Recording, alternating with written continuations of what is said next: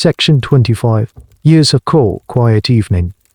You are an older woman now, sitting in a comfortable armchair by a clean, safe, electric light. The world of your youth, the world of gaslight and fog, of arsenic wafers and leaden paint feels like a distant, feverish dream. The frantic pursuit of that ghostly, conceptum ideal has been replaced by the quiet dignity of age. You are looking at your granddaughter. She is a young woman of the new era, her hair cut in a fashionable, short bob. She is getting ready for a night out to dance. She sits at her own dressing table, a piece of furniture far simpler than the elaborate, poison-filled altars of your youth. She opens a small, round tin and dabs a bit of rouge onto her cheeks. She applies a slick of red lipstick from a metal tube. She dusts her nose with a fine, translucent powder from a compact. The products are brightly packaged, mass-produced, and for the most part safe. The battles fought by the reformers and scientists of your generation have borne fruit. The age of overt, casual poisoning in the name of beauty is largely over. She catches your eye in the mirror and smiles. What is it, grandmother? You are overcome with a sudden, powerful wave of emotion. You see the ghosts of your past superimposed over her bright, living present. You see the pot of lead paint in place of her harmless powder. You see the deadly nightshade next to her tub of mascara. You see the arsenic wafer lying beside her lipstick. The memories are so vivid, so visceral, that you can almost smell the metallic tang of the lead, feel the familiar sting of the belladonna in your eyes. You think of Eleanor, your sister, who never fully abandoned the old ways. She died a decade ago, a frail, withered woman plagued by chronic ailments that her doctors could never quite diagnose. You have no doubt about the cause. She was a lifelong casualty of that silent war, a ghost who haunted the world long before she ever left it. You think of Amelia Thorne, the society belle whose public death served as a warning you almost didn't heed. A forgotten headline, a footnote in the history of fashion, but for you, a name that will forever be synonymous with a choice, a turning point. And you think of the countless other women, their names lost to history, who suffered and died in silence. The factory girls with their green-stained hands and dotted lungs. The society ladies with their crumbling bones, unfailing minds. The young mothers whose bodies were too damaged by lead and arsenic to carry a healthy child. You are their witness. You are their survivor. This is the central haunting question that historians who study this period must confront. How do we account for the forgotten victims? History remembers the queens, the politicians, the generals. It remembers the sensational murder trials and the grand public scandals. But how do we measure the quiet, cumulative cost of a toxic cultural practice? How do we calculate the sum of all that silent, private suffering? It's a history written in hospital records, in early obituaries, in the gaps where lives should have been longer. It's a history that can never be fully written. I was just thinking, you say to your granddaughter, your voice a little hoarse, how beautiful you are, and how lucky. She laughs, thinking you are simply being a doting grandmother. She doesn't understand the depth of your words. She cannot comprehend a world in which her makeup bag could have been a box of poisons, her dress a shroud, her wallpaper a gas chamber. She is free in a way you could never have imagined at her age. You stand up and walk over to her.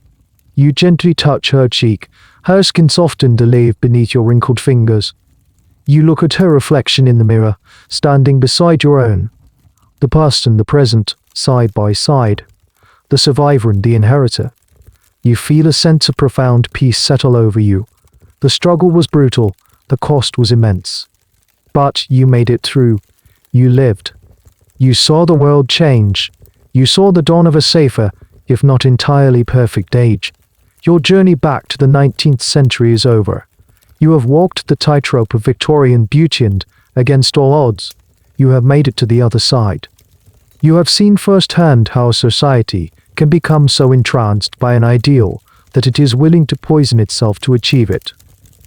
You have felt the weight of the lead, the sting of the nightshade, the slow, creeping sickness of the arsenic.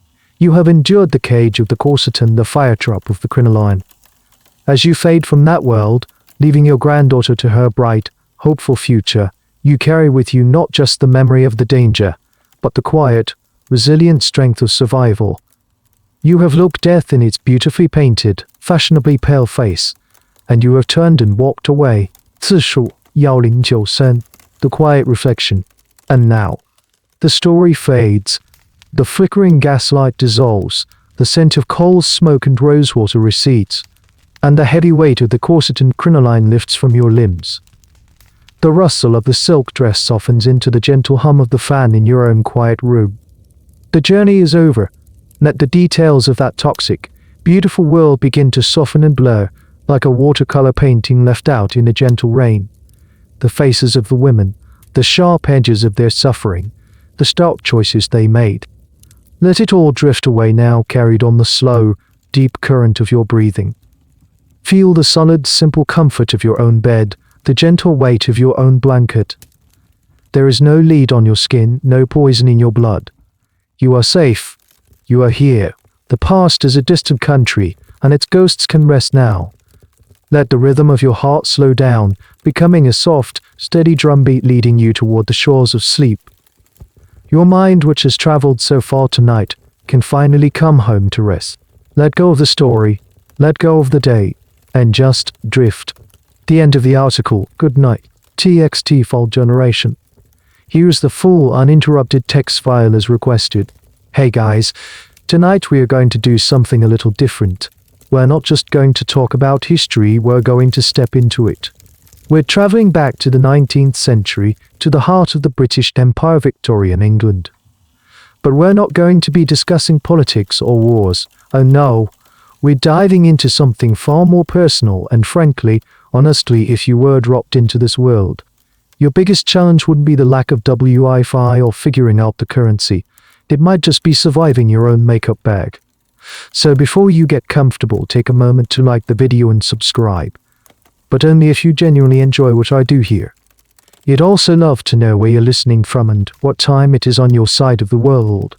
Drop a comment below and tell me your city and the time on your clock. It's always cool to see how far these stories travel. Now dim the lights, maybe turn on a fan for that soft background hum, and let's ease into tonight's journey together. The transition is jarring. One moment you're in your quiet room, the next you're standing on a cobblestone street, and the air itself feels thick enough to chew. A damp, bone-chilling cold seeps through your clothes, carrying a smell you can't quite place. It's a complex cocktail, sharp, acrid coal smoke, the earthy scent of countless horses, the faint, unpleasant tang of the nearby river, and something else, a general, all-pervasive human musk. The famous London fog you read about isn't a gentle mist, it's a heavy, yellow-brown blanket, a pea souper they call it. It muffles sound, blurs the edges of the towering, soot-stained buildings, and makes the flickering gas lights look like lonely, hazy stars. You've arrived. This is London, the magnificent and monstrous heart of the largest empire the world has ever known. It's a city of dramatic, dizzying contrast. You can hear it in the cacophony around you, the rhythmic, clattering roar of 1,000 horse-drawn carriages on stone, the distant, promising whistle of a steam train, the shouts of street vendors hawking everything from hot pies to dubious-looking oysters, and the low, constant hum of millions of people crammed together. You take a tentative step, your modern shoes feeling flimsy and out of place on the uneven, grimy stones. A grand carriage, pulled by two perfectly matched black horses, rumbles past, splashing a puddle of muddy water perilously close to your feet. Through its gleaming window, you catch a fleeting glimpse of a lady, her face a pale oval beneath a ridiculously elaborate bonnet. Her expression is serene, almost bored. Then, just as the carriage disappears into the smog, your eyes fall upon an alleyway. Two small children, barefoot despite the cold and their faces smudged with dirt, are huddled in a doorway, sharing a piece of bread. They stare at you with eyes that look far too old for their small faces. This is the world you've stepped into. A world of incredible innovation and staggering poverty, of rigid social rules and explosive growth. You are here not as a queen, nor as a child from the slums. You are, for the sake of our story, a young woman from a respectable, middle-class family. Your father is a clerk with modest but steady prospects. You have a decent education for a woman of your time, meaning you can read, write, play a little piano, and do some embroidery.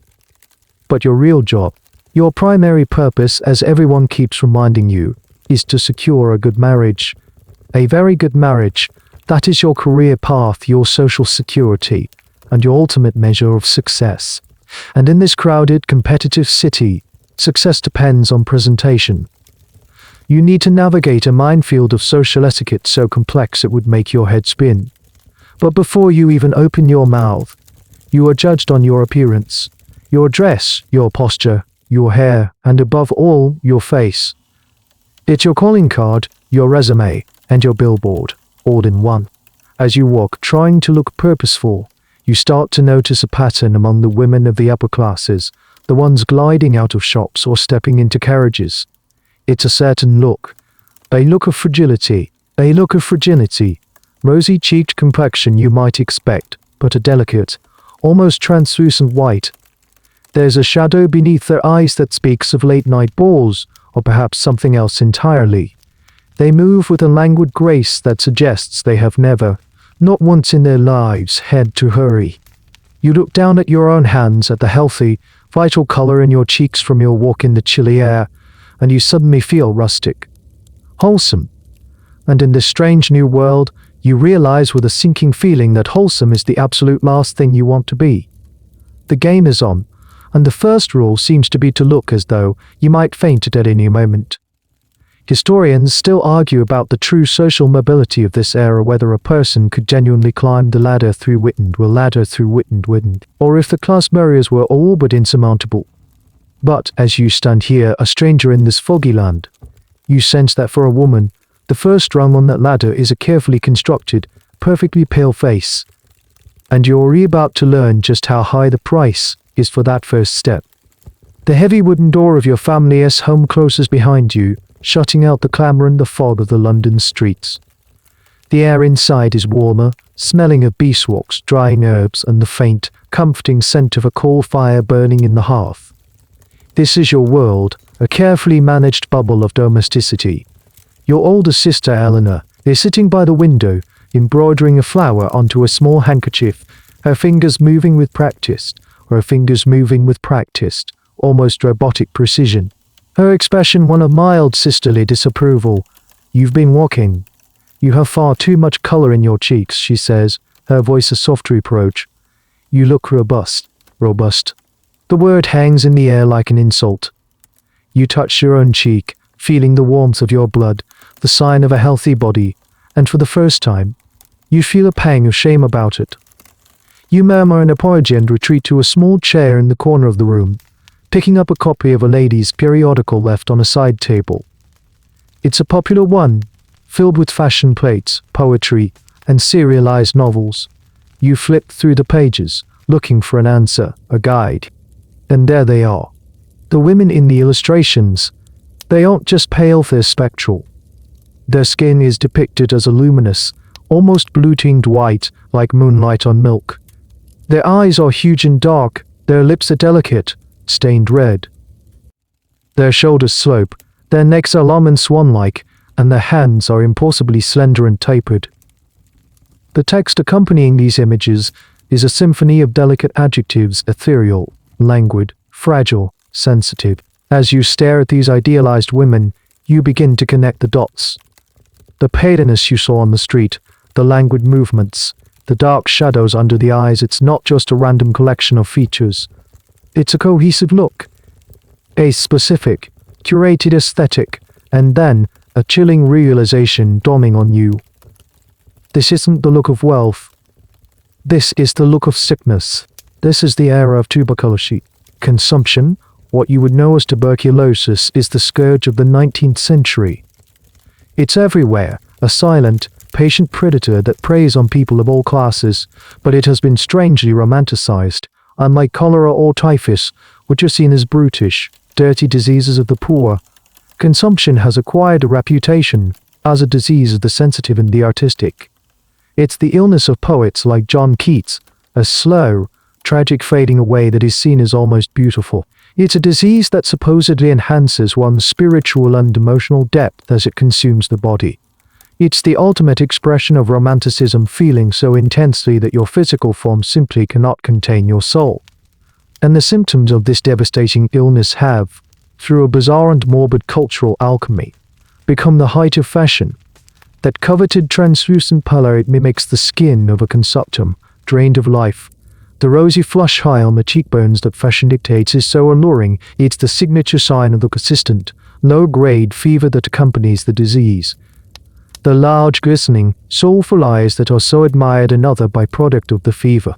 Willowy frame, it's a direct reflection of the wasting away effect of the illness. To be beautiful, you must look like you are slowly, poetically dying. It's a bizarre concept to wrap your head around, isn't it, that a society could be so obsessed with a deadly disease that it turned its symptoms into a beauty standard? A strange little fact is how differently this illness was perceived compared to others. If you contracted cholera, you were seen as unclean, perhaps morally deficient. Your death would be swift, violent, and undignified. But if you were fading from consumption, it was a tragedy to be mourned with poetry or quiet surrender, which made you an object of romantic pity. Historians are still in a lively debate over how consciously the average Victorian woman was chasing this specific look. Were they actively saying to themselves, "I want to look like I have tuberculosis," or was it a more subconscious cultural osmosis, where the traits associated with the romanticized illness, the paleness, the fragility, simply became the accepted definition of beauty, detached from their grim origin? It's hard to say for sure. But whether the goal was explicitly stated or simply implied, the result was the same. The ideal woman was a beautiful, tragic creature, too delicate for this world. You put down the magazine, the glossy image of a willowy, pale woman staring back at you. Suddenly, Eleanor's words make perfect, horrifying sense. To be robust is to be coarse. To have color in your cheeks from a brisk walk is to be common. It signals that you are not a creature of the drawing room, not a delicate flower, but a hardy perennial. It suggests you might, heaven forbid, work or perform physical tasks. You now understand the blueprint. The goal is not just to be pretty. The goal is to project an image of exquisite decorative fragility. To look as if a stiff breeze might knock you over. To look like of art so sensitive that life itself is a bit too much for you. The ideal is clear. The question that now burns in your mind is a practical one.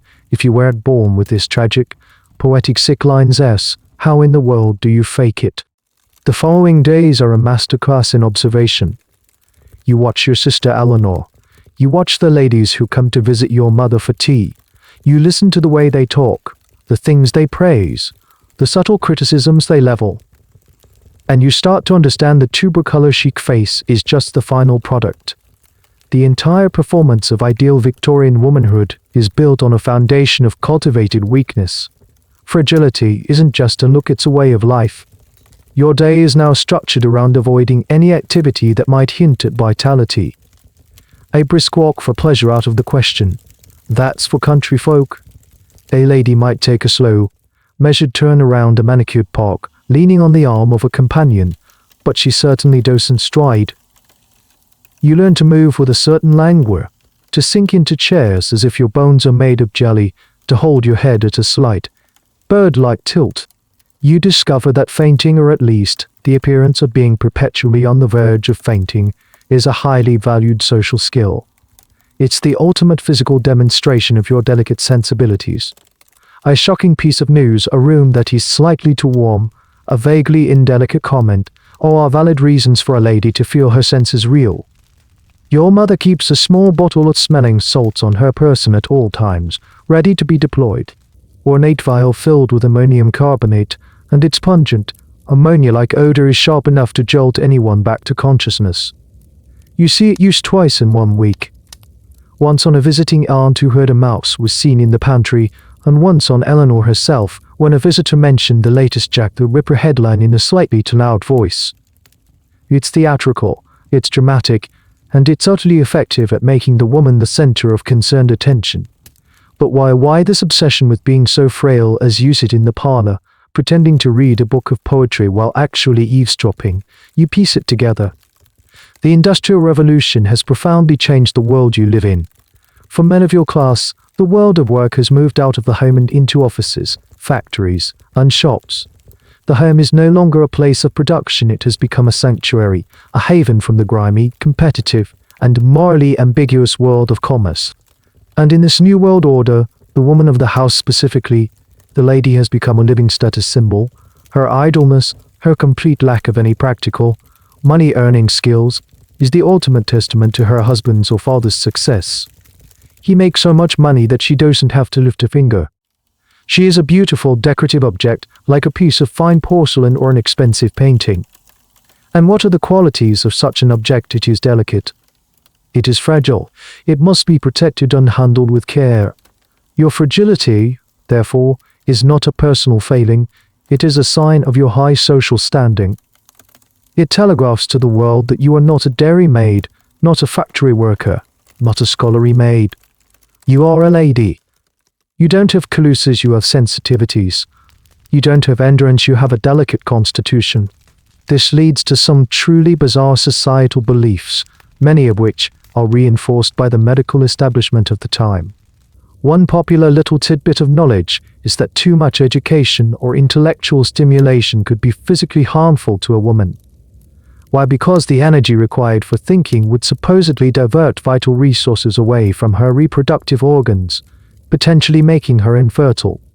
It was a convenient theory, one that kept women firmly in their domestic sphere. The idea of a woman going to university was not just radical, some doctors argued, it was physically dangerous for her. The extent to which women themselves believe this versus simply playing a role is, of course, a topic historians love to debate. Was this a conscious strategy for survival and advancement in a patriarchal society, a way to wield power through perceived weakness, or was it a form of internalized oppression, where women genuinely came to believe in their own inherent frailty? The answer is likely a messy combination of both. You see this play out in real time. You learn to speak in softer tones, to sigh delicately, to complain of mysterious headaches and bouts of nerves. You learn that having a poor appetite is far more ladylike than admitting you're hungry. At dinner, you push food around your plate, taking tiny bird-like bites, even when your stomach is rumbling. Eleanor gives you an almost imperceptible nod of approval from across the table. You are learning the rules of the game. You are being shaped, molded into the ideal. But as you lie in bed that night, your stomach faintly aching with hunger, you feel a flicker of resentment. This whole performance feels like a cage. A beautiful, velvet-lined cage, but a cage nonetheless. Your body, your mind, your very energy is being policed and suppressed. And the pressure is immense. A good marriage depends on it. Your family's reputation depends on it. You are not just faking it to make it, you are embodying a lie so that you can survive. You have mastered the art of being weak. Now, you need to perfect the look that goes with it. It's time to turn your attention to the real tools of the trade. It's time to visit the dressing table. The next morning, you approach your dressing table not just for your usual routine of brushing your hair and pinching your cheeks for a bit of color, a habit you now know to discard. Today you look at it with new eyes. It's a pretty piece of furniture, dark mahogany polished to a soft gleam. On it sits a silver-backed brush and comb set, a porcelain tray for hairpins, and a small, cut glass bottle of rose water. It's innocent, it's inadequate. This isn't a dressing table, it's a child's plaything. To achieve the look you now know you need, you require something more. You require an arsenal. Eleanor, seeing the determined look in your eyes, takes pity on you. Or perhaps she sees you as a project, a reflection of her own success. After dinner, she ushers you into her own bedroom, a sanctum you rarely enter. And there on her dressing table you see it. The real deal. It's not just a collection of items, it's a chemical laboratory dedicated to the art of illusion. Your eyes widen. There are rows of little pots made of porcelain and glass, mysterious vials filled with colored liquids, small tins with elegant labels, and soft-looking pads made of chamois leather. There are brushes of all sizes, made from camel hair or badger bristle. It's a dazzling and slightly intimidating display. Eleanor picks up a heavy, white porcelain pot. This, she says, her voice low and conspiratorial, is the foundation of everything. She opens it. Inside is a thick, stark white paste. It's called L'air des Bloom of Youth. You peer closer. The name sounds so promising. so full of life. But, as you look at the ingredients listed in tiny, elegant script on the side, you see words you vaguely recognize from your father's chemistry books. Acetate, carbonate, and the most prominent one, plumum, lead. Beside it sits another popular product, a liquid in a delicate bottle called Eugenie's favorite. It promises to render the skin soft, clear, and brilliantly white. It's also lead-based. Then there are powders, fine as dust, designed to be puffed onto the face to set the white paint and eliminate any shine. These are often made of rice powder or pearl powder, but many, your sister whispers, contain a healthy dose of white lead for extra coverage. Your gaze moves to the items for adding color. A small round box contains a carmine red paste for the lips. It's made from cochineal beetles crushed by the thousand to produce the perfect crimson stain. It's one of the few relatively harmless items here. But then Eleanor points to a little cullet that looks surprisingly modern with cakes of color. For the eyes, she explains, there are smoky grays and blacks, made from soot or coal. But there are also vibrant greens and blues. These, she doesn't say but you'll later learn, are often made with compounds of copper and even arsenic. And speaking of arsenic, Eleanor gestures to a small, almost clandestine-looking box tucked away at the back. It's discreet, with a simple, elegant label drive. Mackenzie's improved harmless arsenic complexion wafers. Harmless. Arsenic. Two words that you are fairly certain should never appear together in a sentence. You look at your sister, a question in your eyes. She just gives a little shrug. Everyone uses them. In moderation, of course. The casualness with which she says this sends a small shiver down your spine. This dressing table is a paradox. It's a place of intense privacy, a woman's personal sanctuary where she prepares her public face.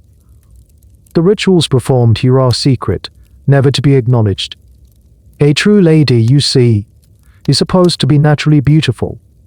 Her pale skin and rosy lips are gifts from God, a sign of her innate purity and delicacy. The use of cosmetics or paints and powders, as they're often disparagingly called, is deeply taboo. And the first women of society to be caught applying makeup would be a social disaster. So, how do they get away with it? One weird little trick of the era was in the marketing. Products were not sold as makeup. Oh no. They were sold as treatments, lotions, tonics, and enamels. They were marketed with a quasi-medical authority, promising to cure blemishes, restore a youthful complexion, or improve one's natural skin tone. The Lair des Bloom of youth was the foundation. It was a secret preserver of the skin. This clever branding allowed women to purchase and use these products while maintaining plausible deniability. They weren't painting their faces, they were simply engaging in a medicinal skin care regimen. Historians are still puzzled by the sheer disconnect. On one hand, you have a society that publicly condemns cosmetics as a mark of moral corruption. On the other, you have a booming, multi-million-pound industry selling these very products, often laden with known poisons, to respectable women at every level of the middle and upper classes. The evidence is undeniable, found in advertisements, in chemical analyses of surviving products, and in doctors' case files detailing the horrific side effects. It was a massive, collective exercise in cognitive dissonance. You stare at the array of toxic treasures on Eleanor's dressing table. This is the price of beauty. It's not just the money spent on these expensive little pots. It's the secrecy, the denial, and the very real physical risk. Each item is a gamble, a little Faustian bargain in a jar.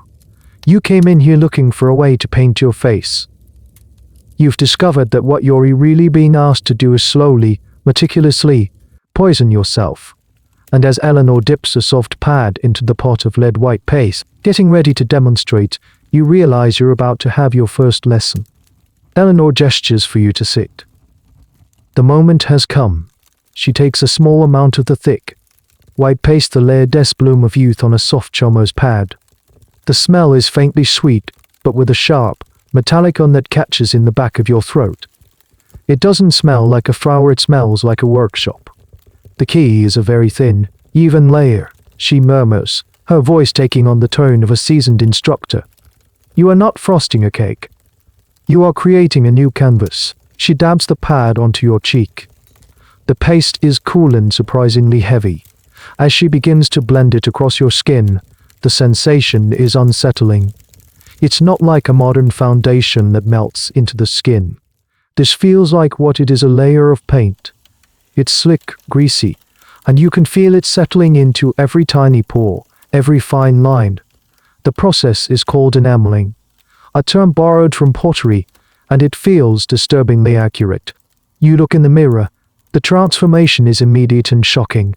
The healthy, warm tones of your skin are gone, completely obliterated under a mask of stark, uniform white. Your face looks flat, dimensionless, like a porcelain doll's. The effect is ghostly. Eleanor stands back to admire her work, a small satisfy on her lips. You see the picture of delicacy, but you feel anything but delicate. Your skin has already started to itch, a low-grade, persistent prickling.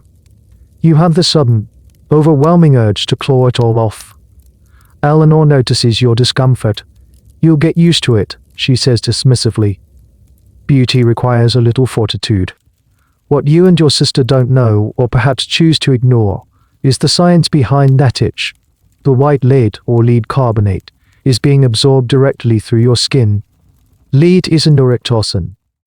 It mimics calcium in the body, which means it can cross the blood-brain barrier and wreak havoc on your nervous system. It also interferes with the production of heme, the compound that helps carry oxygen in your blood. In short, it is a systematic poison, and you have just willingly slathered it all over your face. The immediate side effects are unpleasant enough. The lead-based paint is occlusive, meaning it blocks your pores completely. This leads to breakouts, blemishes, and skin irritation. The irony is excruciating. The very product used to create a perfect complexion actively destroys the skin underneath. This creates a vicious cycle. The worse your natural skin gets, the more of the lead paint you need to cover up the damage, and the more damage is done. Unable to face the world without their white mask because the face beneath had become a mess of sores and discoloration. But the long-term effects are the real horror story. With continued use, the lead builds up in your body. The symptoms are insidious and can be mistaken for other ailments. You might experience chronic headaches, fatigue, and a loss of appetite, symptoms that conveniently align with the delicate constitution you're supposed to have anyway. Your muscles would ache. You'd feel a persistent metallic taste in your mouth. Then comes the more severe damage: hair loss, gum decay that creates a grotesque lead line of blue-black discoloration along the gums, and severe abdominal pain known as lead colic. Ultimately, it can lead to paralysis, brain damage, and a slow, painful death. One of the more bizarre and tragic side effects of lead poisoning was on the eyes. The lead could cause damage to the optic nerve, leading to vision problems and, in some cases, total blindness. Imagine pursuing a standard of visual beauty so intensely that it robs you of your very sight. The strange part is the dangers of lead were not a total secret. People knew that lead workers, plumbers, painters, potters often suffered from strange illnesses. The connection was there to be made. Yet, for the respectable woman in her boudoir, the danger felt distant, abstract. The marketing was just too good, the social pressure too immense. It's a classic case of what sociologists call motivated reasoning. When you want to believe something is safe, you find reasons to believe it, ignoring the evidence to the contrary. Historians still debate the extent of the cover-up. Were the manufacturers of these products genuinely ignorant of the dangers, or were they cynical opportunists, knowingly selling poison for profit? The evidence suggests a spectrum. Some smaller, homemade cosmetic producers might have been working from traditional recipes, unaware of the toxicology. But larger companies, with access to chemists and medical journals, almost certainly knew. They just banked on the fact that their customers wouldn't ask the tough questions. Eleanor now takes a fine powder and a fluffy puff, dusting it over the white enamel to set it. It softens the stark mist slightly, giving it a matte, velvety finish. The itching on your skin has subsided into a dull, tight feeling, as if your face is 3 sizes too small. You stare at the stranger in the mirror. You look fragile. You look fragile. You look fashionable. But the reflection feels like a lie. The real you, The living, breathing, warm-blooded you is trapped somewhere underneath this cold, toxic shell. You've taken the first major step into this dangerous world of beauty. You've coated yourself in poison, and as you sit there, feeling the weight of the lead on your skin, you can't help but wonder what other poisons you'll be asked to embrace in the name of becoming the perfect Victorian woman. Now that your face is a perfect, ghostly white canvas, it's time for the details. The goal is to create contrast, to make your features pop against the pale backdrop.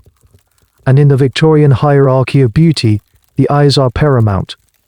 They are the windows to the soul, and your soul is supposed to be deep, mysterious, and full of tragic, romantic feeling. You can't just have ordinary eyes, you need luminous, soulful, captivating eyes. And for that, you need another trip to the chemical cabinet. Eleanor produces a tiny, dark blue glass bottle with a delicate dropper. The label is in Italian: Belladonna, beautiful lady. She translates with a little smile. Just one drop in each eye. Be very still. The name itself is a masterstroke of marketing. Who wouldn't want to use something that promises to make them a beautiful lady, but the name has a much more sinister origin. Belladonna is the Italian name for the plant Tropobel, Belladonna, more commonly known in English as deadly nightshade. It's one of the most toxic plants in the Eastern Hemisphere. The berries are sweet and enticing to children, and consuming just a few can be fatal. You lean your head back, your heart thumping a little faster. You know this is risky. Stories about belladonna are common, whispered warnings from mothers to daughters. But the allure of the promised effect is powerful. Eleanor's hand is steady as she squeezes a single, clear drop into the corner of your eye. The sting is immediate and sharp, a chemical burn that makes your eye water profusely. You blink rapidly, trying to clear the sensation, but it's too late. The liquid has already begun its work.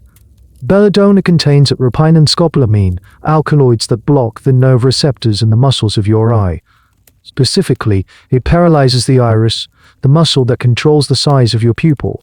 Within minutes, the effect becomes visible. You look in the mirror and gasp.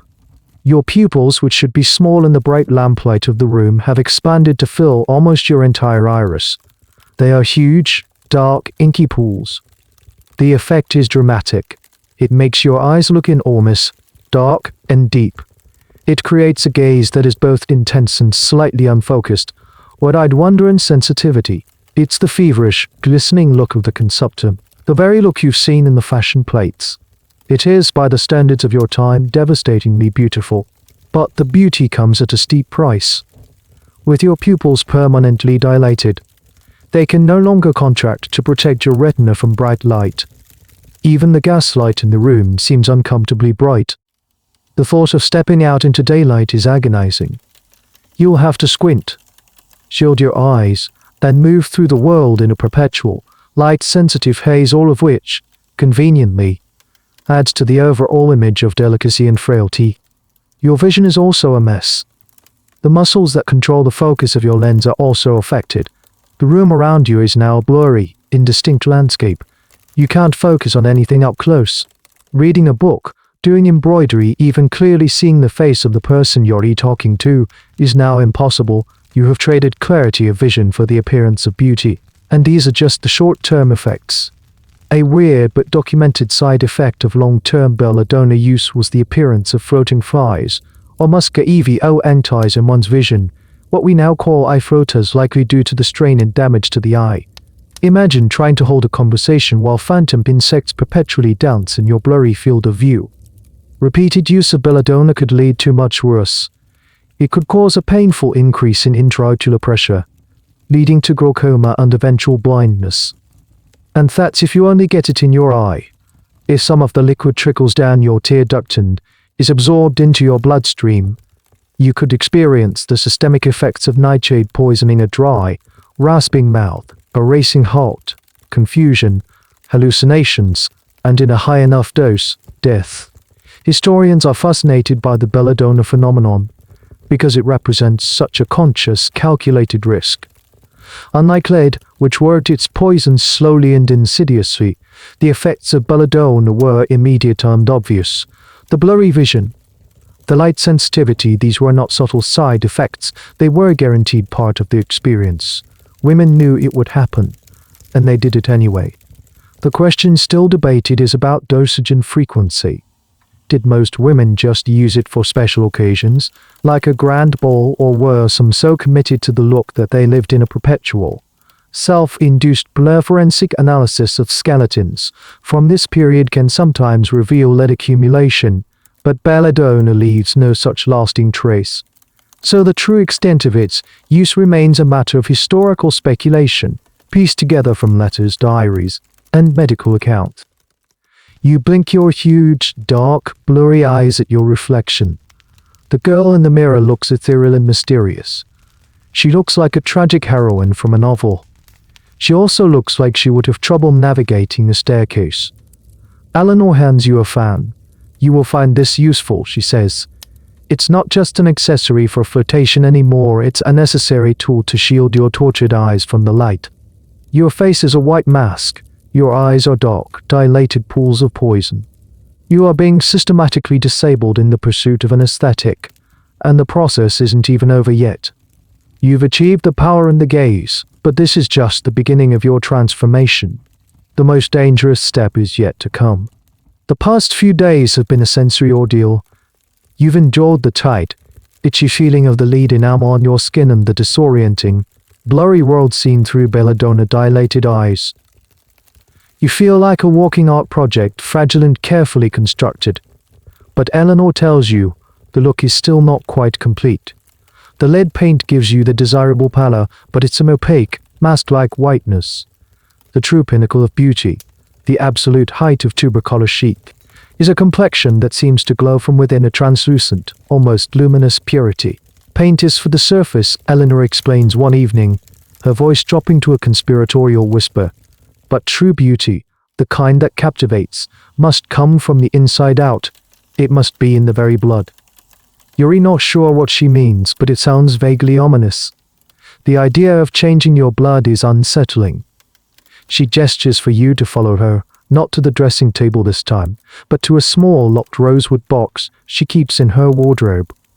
It's her secret stash, the place she keeps the things she doesn't want your mother or the prying eyes of the household maid to see. She unlocks it with a tiny silver key. Inside, nestled on a bed of dark velvet, is not another pot of cream or bottle of liquid. It's a small, flat, unassuming cardboard box. The label is printed in elegant, swirling script, adorned with a picture of a serene-looking woman with impossibly white skin.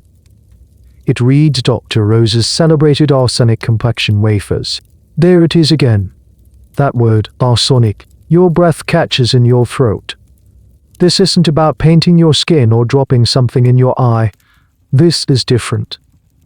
This is about eating. Eating a known poison for the sake of your face. Eleanor, are you mad? You whisper, your voice trembling slightly. That's rat poison. She gives a weary, sophisticated sigh, the kind one gives to a naive, hysterical child. Don't be so dramatic. It's not the same thing at all. It's a tonic, a nervine. It steadies the nerves and purifies the blood. The doctors prescribe it. She's not entirely wrong. Arsenic in the Victorian era had a bizarre dual reputation. On one hand, yes, it was the poison of choice for murderers and a common ingredient in rodent control. It was infamous, the subject of sensational court cases and lurid newspaper headlines. But on the other hand, in a medical context, it was seen as a wonder drug. In very small, carefully controlled doses, it was prescribed by doctors for an astonishing range of ailments: asthma, anemia, skin conditions like psoriasis, and even as a primitive form of chemotherapy for leukemia. It was also considered a powerful stimulant and, ironically, an aphrodisiac. This medical respectability gave cosmetic manufacturers the perfect cover. They weren't selling poison, they were selling a medicinal preparation for the complexion. The logic, as twisted as it sounds, was this: arsenic in small doses was known to cause a specific physiological reaction. It kills red blood cells and irritates the stomach lining. This destructive process had an observable, and in the Victorian mindset, desirable side effect. It also caused a slight swelling in the subcutaneous tissues, which could smooth out small wrinkles and create a plump, youthful appearance. You weren't just painting the surface white, you were fundamentally altering your body's chemistry to produce the color of sickness. One of the most curious tidbits about this practice comes from the region of Styria, in Austria. It was widely reported in 19th century medical journals that there was a community of people there known as arsenic eaters, or arsenicopihagen. These peasants, both men and women, regularly consumed arsenic, starting with tiny doses and gradually increasing the amount as they built up a tolerance. They did it not for beauty, but because they believed it made them stronger, healthier, and better able to work in the thin mountain air. The men claimed it gave them wind, helping them breathe, while women used it to achieve a plump figure. These stories, whether entirely accurate or exaggerated, were circulated in England and helped legitimize the idea that arsenic could be consumed safely. The debate among historians today is fierce on this point. How widespread was this practice? Really, some argue it was a niche, extreme habit, confined to a few daring or foolish individuals. Others point to the sheer volume of advertisements for arsenic wafers, soaps, and lotions, suggesting it was far more mainstream than we might imagine. The products were sold openly by mail order or in chemists' shops. The truth is likely somewhere in between. Not every woman was eating arsenic, but a significant number were tempted, and many succumbed. Eleanor opens the box. Inside are thin, white, wafer-like discs, like tiny, unsweetened biscuits. They look harmless, almost medicinal. You start with just half a wafer, once a day, she instructs. Never more. You must be patient. You stare at the small white disc she offers you. It seems impossible. This is a line you never thought you would be asked to cross.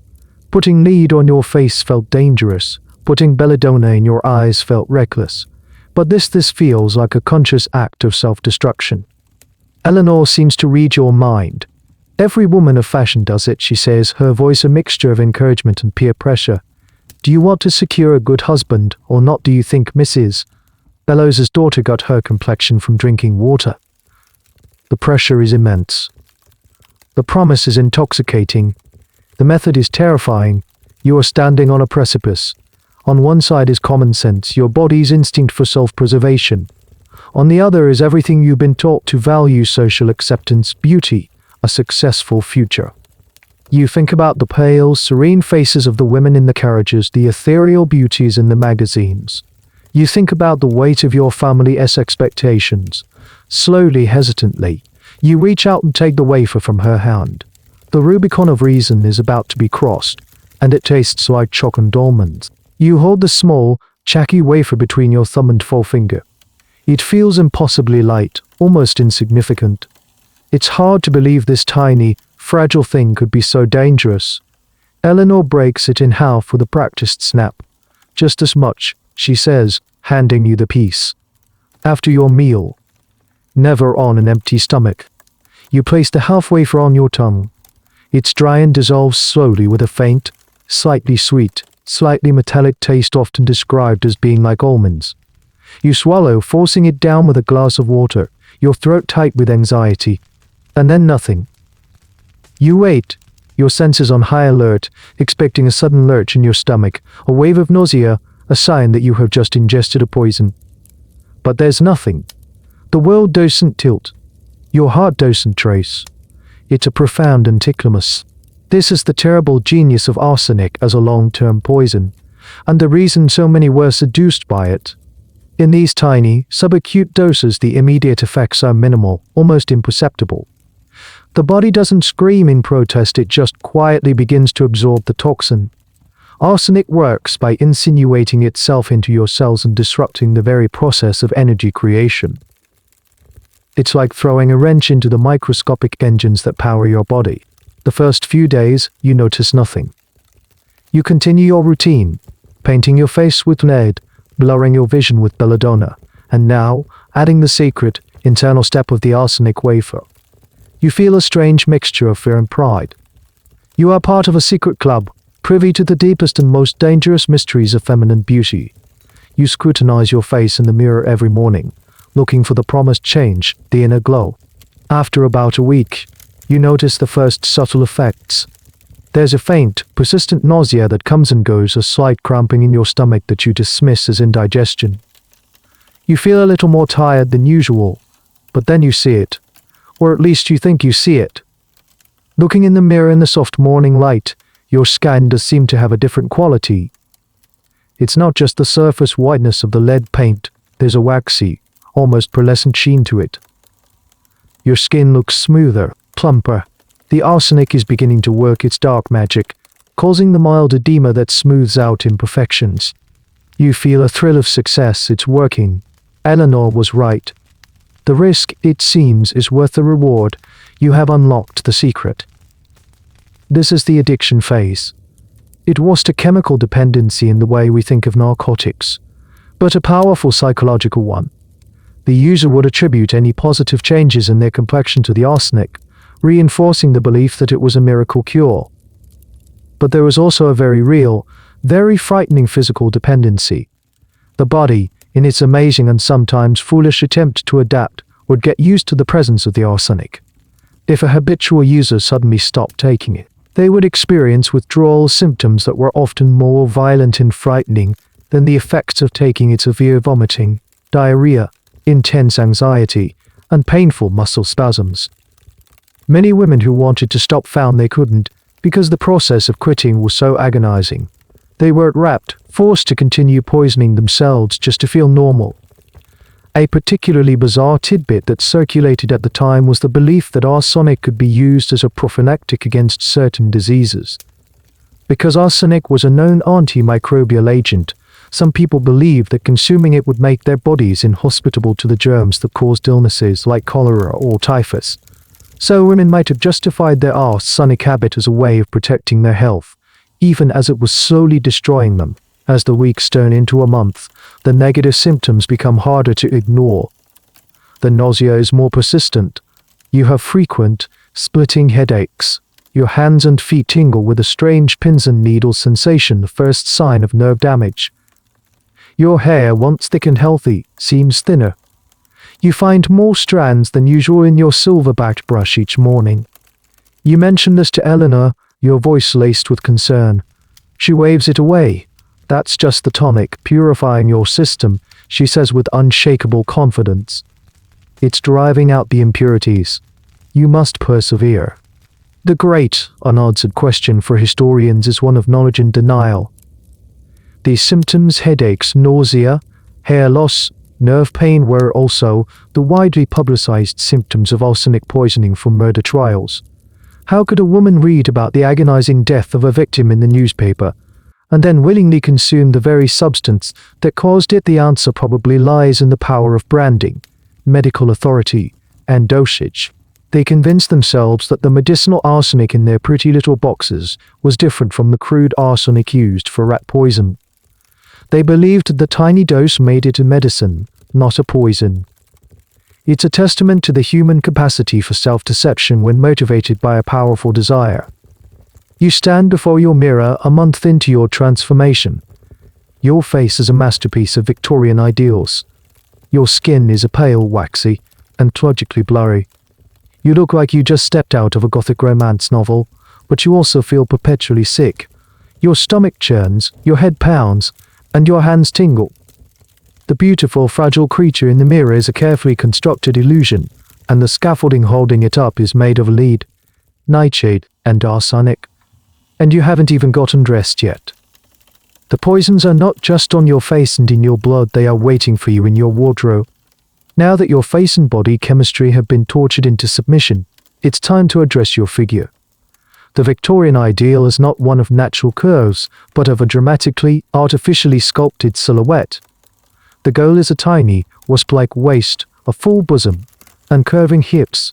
It's an hourglass shape so exaggerated it borders on caricature, and it is entirely unachievable without a formidable piece of structural engineering worn directly against the body, the corset. Your lady's maid, a stout, no-nonsense woman named Mary, comes into your room holding the dreaded object. It's not the soft, flexible garment you might imagine. This is a serious piece of hardware. It's constructed from stiff cotton coutole, reinforced with dozens of channels stitched into it. And slotted into these channels are not plastic stays, but strips of hollowbone baleen, from the mouths of the largest creatures on Earth or, in cheaper models, steel. The front is fastened to the rigid, busk-like closure made of steel, and the back is a formidable lattice of crisscrossing laces. It is, for all intents and purposes, a cage for your torso. You are expected to wear this from the moment you get dressed in the morning until you go to bed at night. There is no respite. The process of lacing in begins. You hold on to the bedpost for support, taking a deep breath. Mary stands behind you, her face set in concentration. She pulls the laces and you feel the corset begin to tighten around your midsection. First, it's just a firm hug. But then she pulls harder and harder. She places her foot on the small of your back for leverage, pulling the laces with all her strength. The pressure is immense. You feel your ribs being compressed, squeezed inward. Your internal organs, with nowhere to go, are shifted around like pieces in a puzzle. Your stomach is pushed up, your liver squeezed, your intestines compressed. You exhale sharply, trying to make yourself as small as possible. And Mary gives one final, mighty tug, cinching the laces tight and tying them off. You stand up, your breath coming in short, shallow gasps. You can no longer take a deep, satisfying breath. Your diaphragm doesn't have the room to expand. You are forced into a state of perpetual, shallow chest breathing. You feel lightheaded, your vision swimming slightly from the lack of oxygen. You look in the mirror. The effect is undeniable. Your waist is impossibly small. It creates the illusion that your bust and hips are larger and more dramatic. You have the perfect hourglass figure. You also look like you are about to pass out, which, as you've learned, is not necessarily a bad thing. The medical consequences of this practice, known as tight lacing, were catastrophic and well documented by concerned physicians of the era. The compression of the ribs could lead to them becoming deformed, overlapping like tiles on a roof. The displacement of the organs was not a benign rearrangement, it interfered with their function. Digestion became difficult, leading to chronic constipation and indigestion. The pressure on the stomach and esophagus could cause acid reflux. The liver could become grooved and misshapen from the constant pressure. Most alarmingly, the corset was blamed for a host of gynecological problems. Doctors argued that the intense pressure on the uterus could cause it to become displaced or prolapsed, leading to pain, menstrual irregularities, and difficulties in childbirth. In fact, one of the more bizarre and persistent medical myths of the time was that if a woman wore a corset throughout her pregnancy, her baby might be born with corset-shaped indentations on its head. While this is anatomically impossible, the fact that people believed it speaks to the perceived power and danger of the garment. Why would anyone endure this? The social pressure was once again overwhelming. A slack or uncorsted waist was seen as a sign of being lower class, or worse, morally loose. A tiny waist was a symbol of refinement, self-discipline, and sexual respectability. For a woman, going without a corset in public would be as scandalous as going without a dress. There's a continuing historical debate about the average waist size. Sensationalist articles from the period speak of women achieving waists of 16, or even 14 inches of circumference smaller than most people's necks. While some incredibly dedicated and mildly deformed individuals might have reached these extremes, modern historians and costume experts believe this was not the norm. For most women, the corset likely reduced their natural waist size by a few inches, from a natural 26-28 inches down to a corseted 20 inches. This was still a dramatic reduction with serious health implications, but perhaps not the cartoonish proportions often depicted. You try to walk across the room. Your movements are stiff, robotic. You can't bend at the waist, you have to stoop down, keeping your back ramrod straight. Sitting is an exercise in carefully perching on the edge of a chair. You feel a dull ache in your back that will become your constant companion. The rigid structure of the corset forces you into an upright, ladylike posture, but it also means your own back and abdominal muscles, no longer needed for support, will begin to atrophy and weaken. Many women became physically dependent on their corsets, unable to stand up straight without them. Mary helps you into your chemise, your corset cover, and then your dress, the fabric pulled taut over the sculpted form beneath. The complete woman is now assembled. Her eyes are blurred, her blood is laced with poison, and her torso is locked in a cage of steel and bone. Every single part of her natural form has been altered, suppressed, and contorted to fit a rigid. You are a walking work of art, and a medical disaster in the making, and now you need something to wear over this magnificent tortured frame. With your body reshaped and your face painted, it's time for the final layer of your transformation, the dress. But in the mid-Victorian era, a dress isn't just a dress. It's an architectural marvel, a vast expanse of fabric that requires its own underlying support structure. You are about to be introduced to the crinoline. Marion Delano will guide you toward what looks like a collapsible cage sitting on the floor.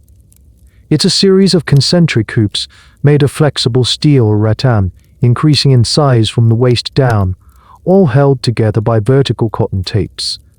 This is the crinoline cage, the invention that replaced layers upon layers of heavy, hot petticoats and allowed for the iconic, bell-shaped silhouette of the 1850 seconds and 60 seconds. You step into the center of this lightweight cage, and Mary ties it securely around your corseted waist. It feels absurdly light and airy compared to the crushing weight of the corset. As you walk, it sways and bounces around you with a life of its own. It's certainly more comfortable than the dozen petticoats it replaced, a point its advocates frequently made. This, they argued, was a form of fashion liberation.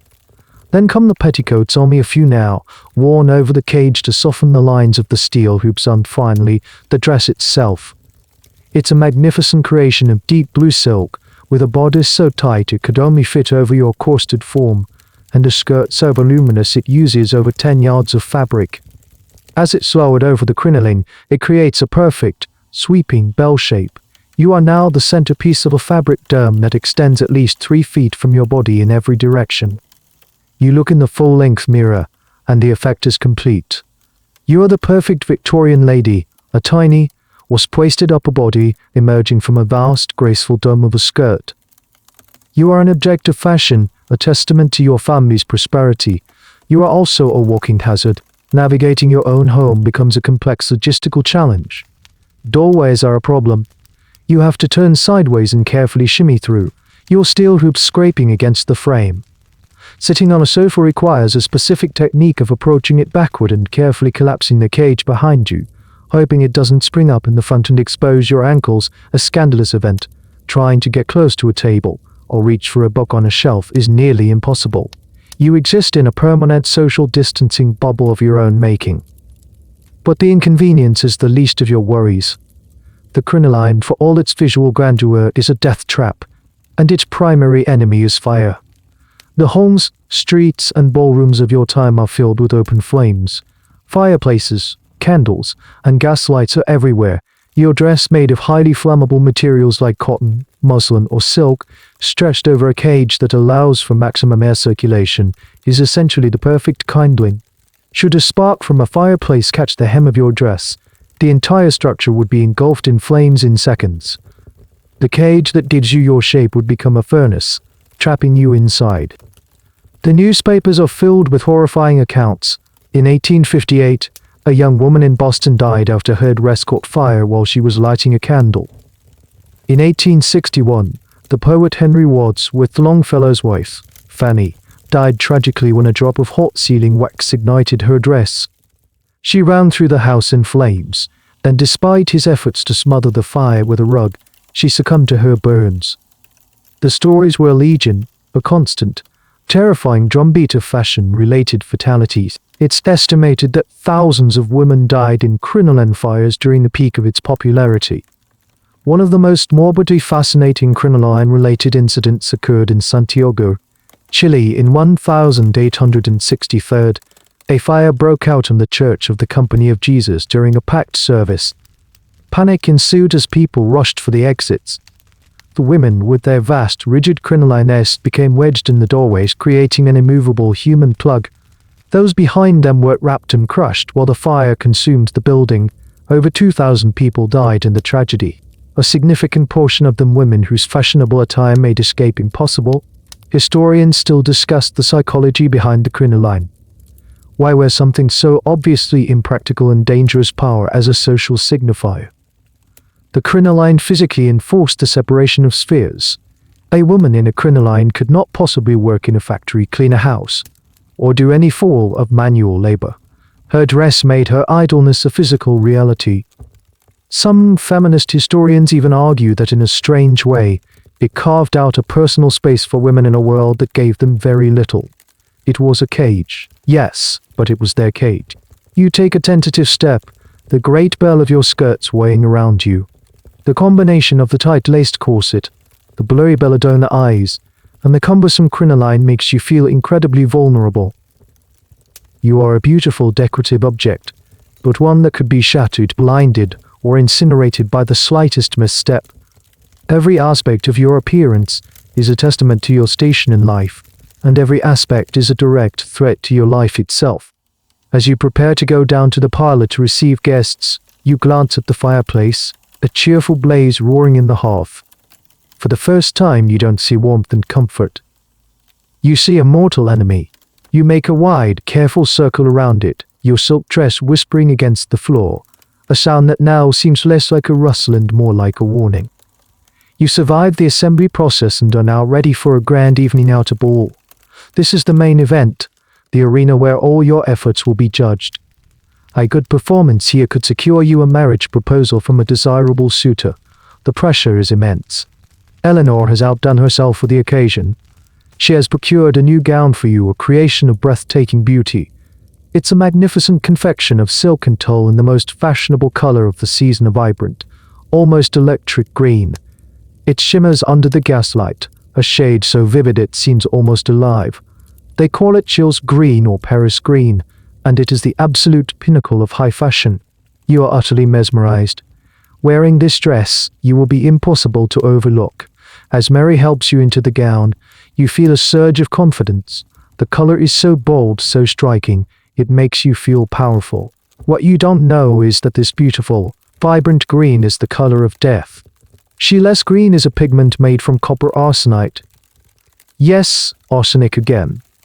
That versatile poison is not just in your complexion wafers, it's woven into the very fabric of your world. To achieve this stunningly bright and stable green, dye makers used a process that left the fabric saturated with arsenic compounds. The pigment was notoriously loose, meaning it didn't bind perfectly to the fabric. It flaked off as a fine, invisible dust. As you stand in your room admiring yourself in the mirror, you are enveloped in a toxic cloud. With every movement, every rustle of your dress, you are releasing microscopic particles of arsenic into the air around you. You are breathing it in. It's settling on your skin, on your hands. When you adjust your gown or touch your face, you are transferring the poison directly to your body.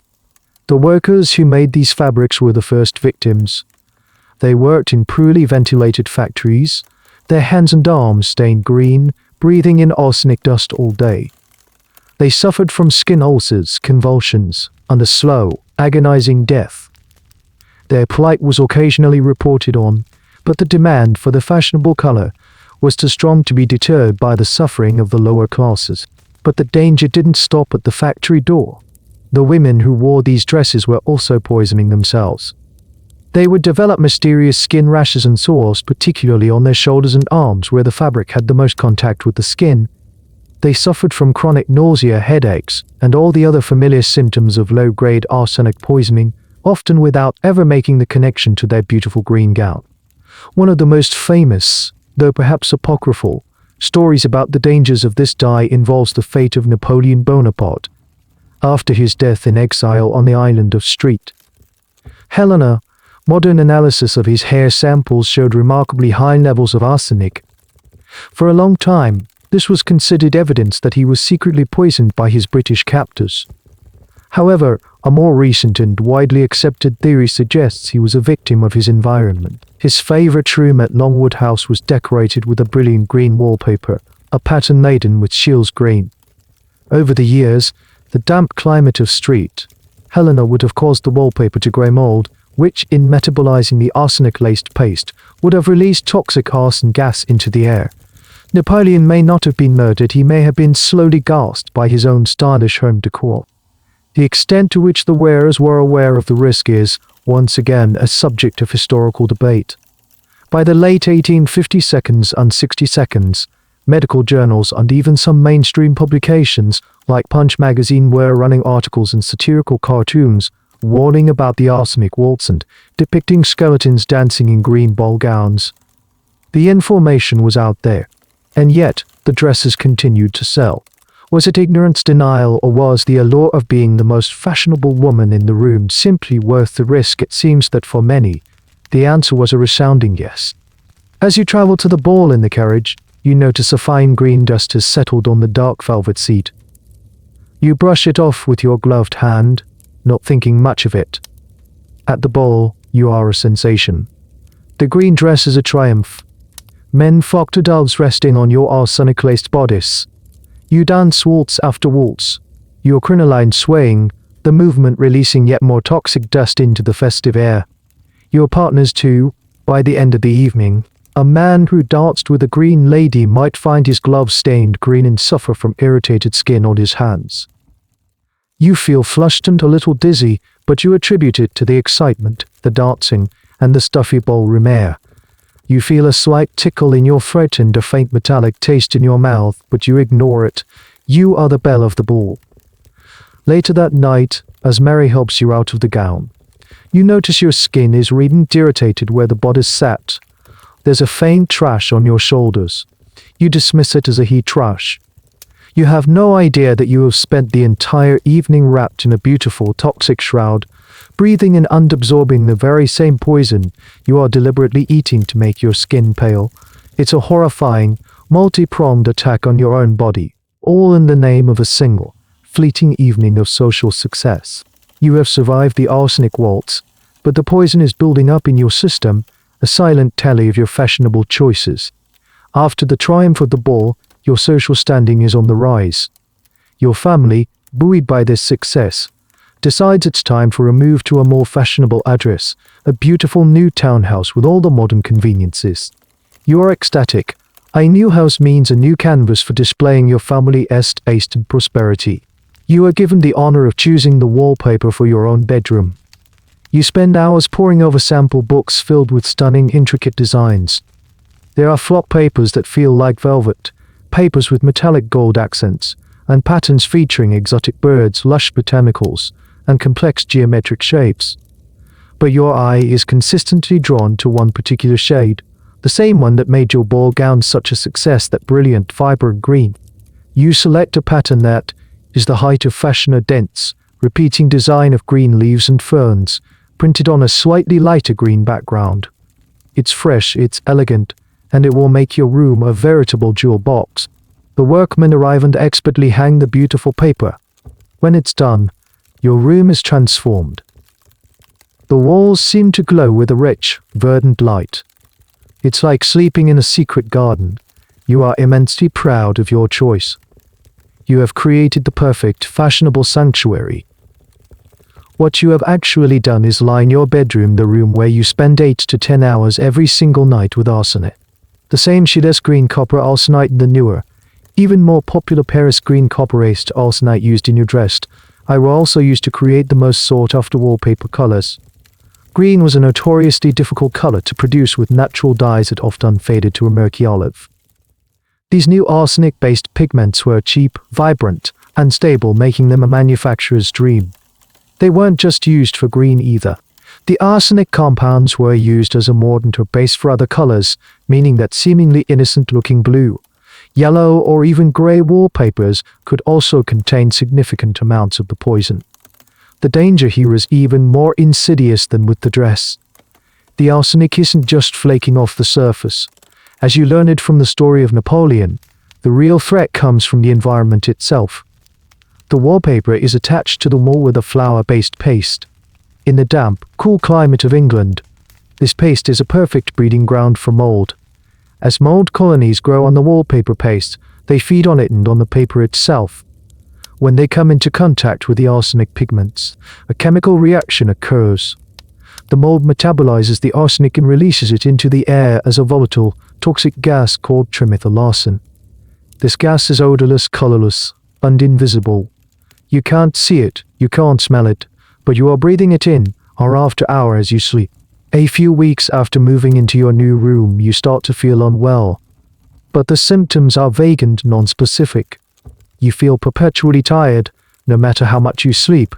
You have a constant, nagging headache and a sore throat that never seems to go away. Your eyes are frequently irritated and watery. You feel nauseous, especially in the mornings. You are, in essence, suffering from a constant, low-grade flu.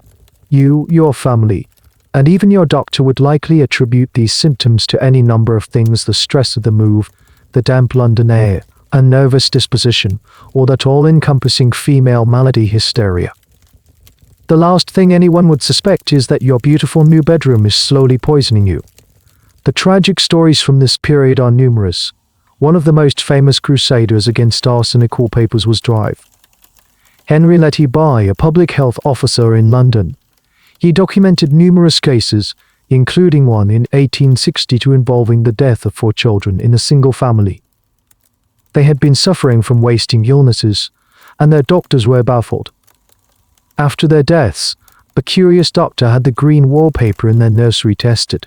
It was loaded with arsenic.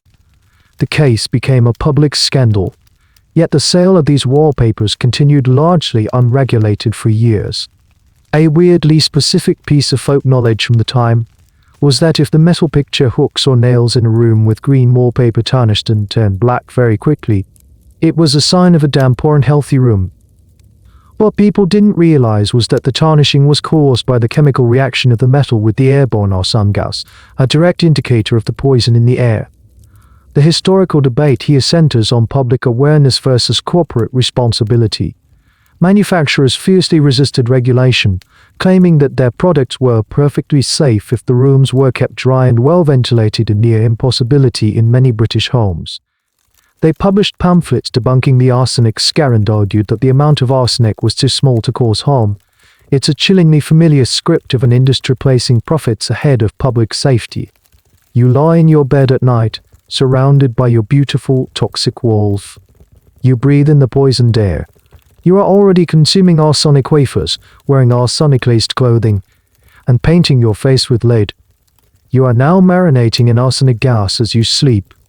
Your pursuit of the fashionable ideal has become a comprehensive, 360-degree assault on your health. You are living inside your own poison pillbox, a beautifully decorated tomb.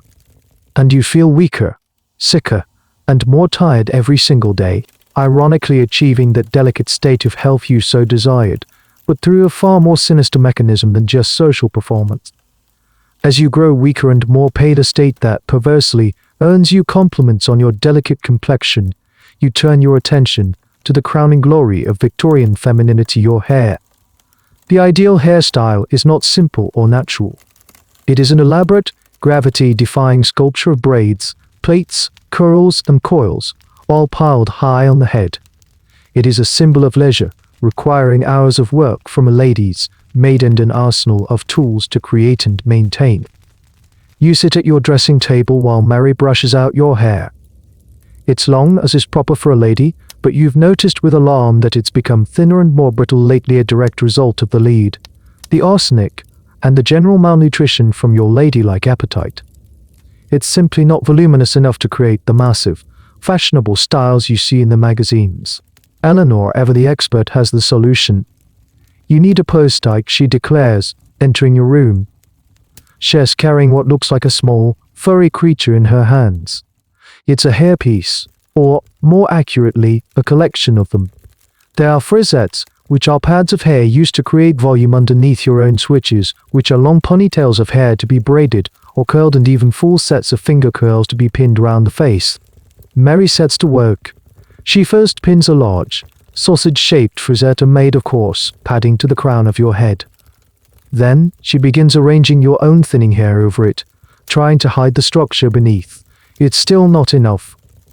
So she takes a long, thick switch of dark brown hair, a perfect match for your own color, and begins to braid it, pinning the resulting plait into an intricate coronet on top of your head. The final creation is impressive. A towering monument of hair that adds inches to your height and gives you an air of regal dignity. It's also incredibly heavy. The weight of the hairpieces and the dozens of steel hairpins required to hold them in place gives you a persistent headache, that joins the chorus of other aches and pains your body is already screaming. Though where does all this extra hair come from? You might imagine it comes from a shop, clean and sanitized. The reality is far more macabre. The market for human hair was enormous and largely unregulated. While some hair was sourced from poor peasant girls in countries like France or Germany, who would sell their long tresses for a small sum, a significant amount had a much grimmer origin. Dead hair harvesting was a grim but common practice. Hair was harvested from the corpses of women who had died in workhouses, prisons, or hospitals. It was often crudely sheared off the deceased with little concern for sanitation before being sold to wig makers and hair merchants. This hair was cheaper and more plentiful than hair from living donors. The practice was an open secret, often written about with a kind of gothic fascination in the newspapers.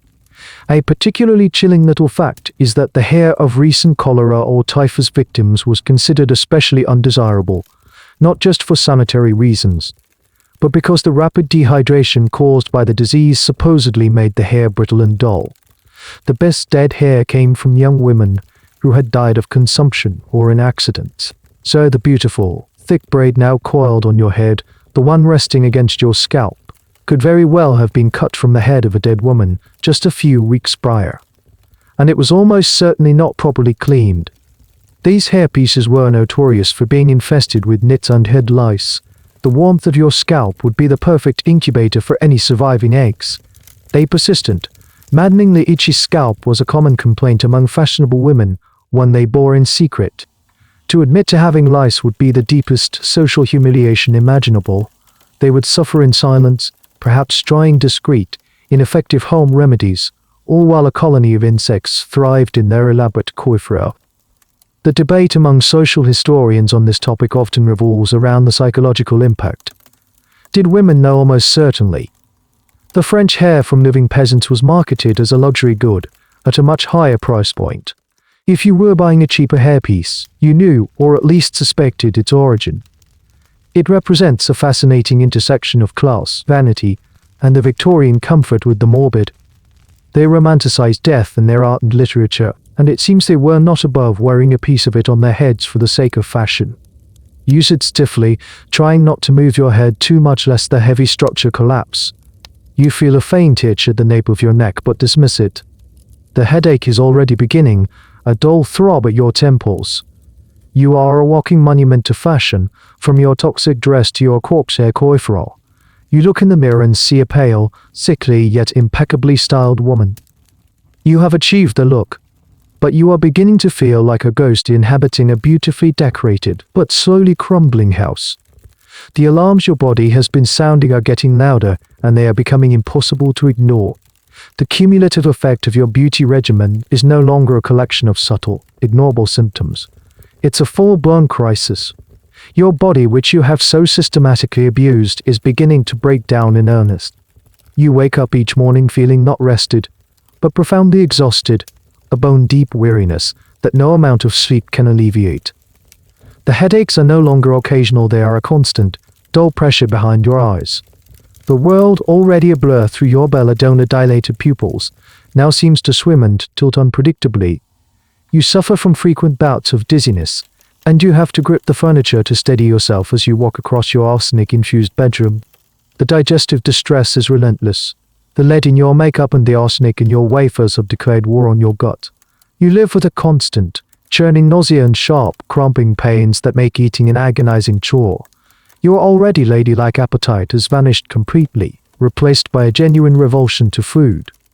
You are losing weight at an alarming rate, your arms and legs becoming thin and stick-like, which only enhances the delicate silhouette your corset is designed to create. Your weakness is no longer a performance, it is terrifyingly real. Your skin, the very thing this entire ordeal was meant to perfect, is a disaster. Underneath the nightly layer of laid enamel, your face is a mess of angry red sores and painful pustules. The lead paint, by blocking your pores, has created a festering ground for infection. In the privacy of your room, when you wash the white paint off, you can't bear to look at your reflection. You have become utterly dependent on the poison to hide the damage the poison has caused. Then there is the lead line you do read about with detached horror. One morning while brushing your teeth, You force yourself to look closely at gums, and there it is. A thin, distinct, bluish-black line along the gum line. It's the visual evidence of lead depositing in your tissues. A signpost of advanced poisoning. Your breath has taken on a foul, metallic odor that no amount of rosewater mouthwash can disguise. Your hair continues to fall out in alarming clumps, leaving thin patches that Mary struggles to conceal beneath the dead woman's hairpieces. And the tingling in your hands and feet has progressed to a frightening numbness, sometimes accompanied by sharp shooting pains. You find yourself dropping things: a teacup, a book, your embroidery needle, because your fingers simply won't obey your commands.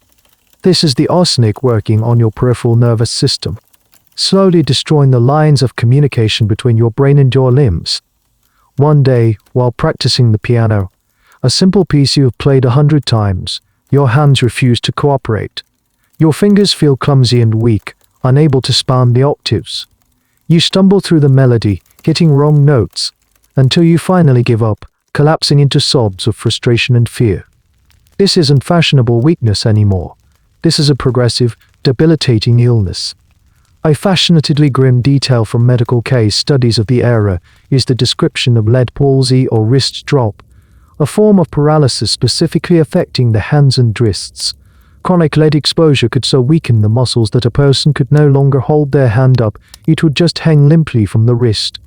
Imagine trying to maintain an air of delicate grace when you can no longer lift a teacup to your lips. The historical debate here is not about whether this happened, but about how it was interpreted. When a young woman presented with this constellation of symptoms: fatigue, weight loss, nausea, nerve pain, how many doctors correctly diagnosed it as poisoning from cosmetics? The answer, depressingly, is very few. The symptoms were so varied and so closely mimicked other diseases like anemia, gastrointestinal disorders, or even consumption itself, that the true cause was often overlooked. You know something is terribly wrong. The evidence is unavoidable. The reflection in the mirror, the pain in your body, the metallic taste in your mouth, it all points to a single, terrifying conclusion. The pursuit of beauty has poisoned you.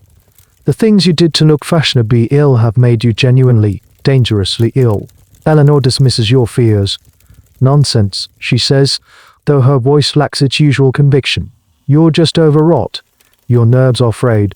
She sees your sallow skin and dramatic weight loss not as symptoms of poisoning, but as the successful achievement of the desired aesthetic. She cannot, or will not, see the truth, because to do so would be to admit her own complicity, her own folly. But you can no longer live in denial. The alarms have become a deafening siren. Your beautiful, fashionable body has become a prison of pain. You must seek help. You must see a doctor. It's a step you dread, but you know your life may depend on it. The decision to see a doctor feels like a monumental defeat. It's an admission that something is deeply, organically wrong, not just a matter of nerves or sensitivity. Your mother, her face etched with worry at your visible decline, makes the arrangements. Dr. Ainsworth is a respected physician with a clientele of well-to-do families. He arrives at your home in a smart carriage, a stout, serious-looking man in his 50s with a reassuringly calm demeanor. You are presented to him in the formal drawing room. You are, of course, fully dressed, corseted, and enameled for the occasion. To receive a male visitor, even a doctor, without being properly turned out would be unthinkable. He greets you with a paternal smile and asks you to describe your symptoms. You begin, your voice quiet and hesitant. You talk about the exhaustion, the constant headaches, the nausea. You describe the strange tingling and numbness in your hands and feet, the difficulty you have with simple tasks. You try to explain the profound sense of being unwell that has settled over you. Dr. Ainsworth listens patiently, nodding occasionally, making a few notes in a small leather-bound book. He checks your pulse. He listens to your shallow breathing with a stethoscope, the cold metal disc pressed against the stiff fabric of your bodice. He asks you to stick out your tongue. He does not, however, ask about your diet in detail, your living environment, or most crucially, your cosmetic habits. These are considered private, feminine matters, outside the purview of serious medical inquiry. After his brief examination, he sits back in his chair, steeples his fingers, and delivers his diagnosis. "My dear young lady," he says, his voice kind but firm, "there is nothing physically amiss with you. Your constitution is perhaps a little delicate. What you are suffering from is a common ailment among women of your refinement and sensitivity. It is a condition of the nerves. It is called hysteria. Hysteria. The word hangs in the air, a blanket diagnosis that smothers all your specific, terrifying symptoms under a single, dismissive label. In the 19th century, hysteria was the great catch-all diagnosis for women's health issues. The very word comes from the Greek hysteria, meaning uterus. The prevailing medical theory, dating back to ancient Greece, was that a woman's physical and emotional health was dictated by her womb. The womb was believed to be a restless, almost independent organ that could wander around the body, causing all manner of trouble. By the Victorian era, this had evolved into a more scientific theory. A woman's sensitive nervous system, intrinsically linked to her reproductive organs, was prone to disorder. The list of symptoms attributed to hysteria was vast and contradictory. It could include anxiety, fainting, insomnia, fluid retention, muscle spasms, shortness of breath, irritability, loss of appetite, and a tendency to cause trouble for others. Essentially, any behavioral symptom that fell outside the narrow confines of ideal, docile Victorian womanhood could be labeled as hysterical. It was a powerful tool for social control, pathologizing female dissent and dismissing legitimate physical suffering. You try to protest, but doctor, the numbness, the pain. He waves a dismissive hand. Nervous symptoms, my dear. The mind can play all sorts of tricks on the body. It is a sign of your superior breeding. Women of the lower classes, with their coarser sensibilities, are not so afflicted. It's a bizarre and frustrating circular logic. The very things that mark you as upper class, your delicacy and sensitivity, are now being used as the cause of your illness. One of the most peculiar treatments for hysteria, which thankfully George Ainsworth doesn't suggest for you, was the pelvic massage. A doctor would manually stimulate the patient to induce what was then called a hysterical paroxysm, but what we would now recognize as an orgasm. This was not seen as a sexual act, but as a clinical, mechanical procedure to relieve the congestion of the nervous system. The invention of the electromechanical vibrator in the late 19th century was, in fact, driven by the need to save doctors' hands from the arduous task of performing these massages. The debate among medical historians rages on this topic. To what extent were doctors genuinely trying to help, operating within the flawed medical framework of their time? To what extent was hysteria a tool of a patriarchal society to silence and control women? The consensus is that it was a complex mix of both genuine, if misguided, medical belief and deep-seated cultural prejudice. Dr. Ainsworth's prescription is not medical but behavioral. He recommends rest. Not just sleep, but a rest cure, a popular treatment of the day. You are to avoid all stimulating activities, no reading, no exciting social engagements, no intense intellectual conversation. You are to spend your days in quiet repose, perhaps doing a little light sewing. He also prescribes a tonic, a bitter, iron-based liquid that is supposed to strengthen the blood and suggests more fresh air, but only in the form of a gentle, slow carriage ride, never a vigorous walk. You are dismissed. Your real physical poisoning has been misdiagnosed as a psychological failing, a weakness of your feminine mind. You are left feeling frustrated, unheard, and utterly helpless. The medical establishment, the very authority you turn to for help, has failed you completely. They have looked at a woman who is being systematically poisoned by her environment and her own habits, and they have seen only a hysterical girl.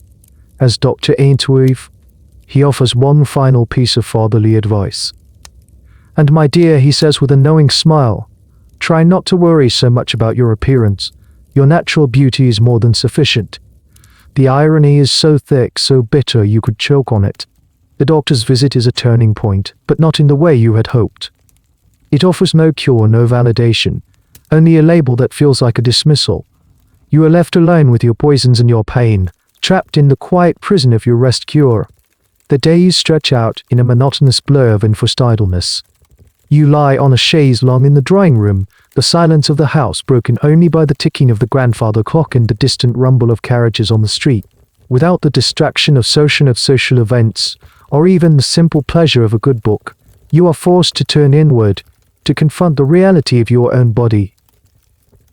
The symptoms are getting worse. The numbness in your hands is more pronounced, and a tremor has developed in your fingers. The lead line on your gums seems darker, a grim smile within your smile. One afternoon, while Mary is helping you dress, you catch a glimpse of your unadorned face in the mirror under a sliver of bright, unforgiving sunlight streaming through the window. For a moment, you don't recognize the person staring back at you. You force yourself to look closer, past the familiar shape of your own features. The face you see is a horror show. Your skin, where it isn't covered in weeping sores, has a strange, sallow, yellowish-grey tint. It's the color of old parchment of decay. The tuber color, chic pallor you once craved has curdled into the unmistakable complexion of chronic illness. Your eyes, no longer enhanced by belladonna, are sunken and dull, surrounded by dark, bruised-looking circles. The whites of your eyes, the sclera, have a faint bluish tint, another classic sign of lead poisoning. You look haunted. But the most shocking change is your mouth. The lead has caused your gums to recede, making your teeth look longer, almost feral. And the teeth themselves are no longer white, they are stained and mottled. The combination of the blue-black lead line and the decaying gums creates a grotesque, cadaverous look.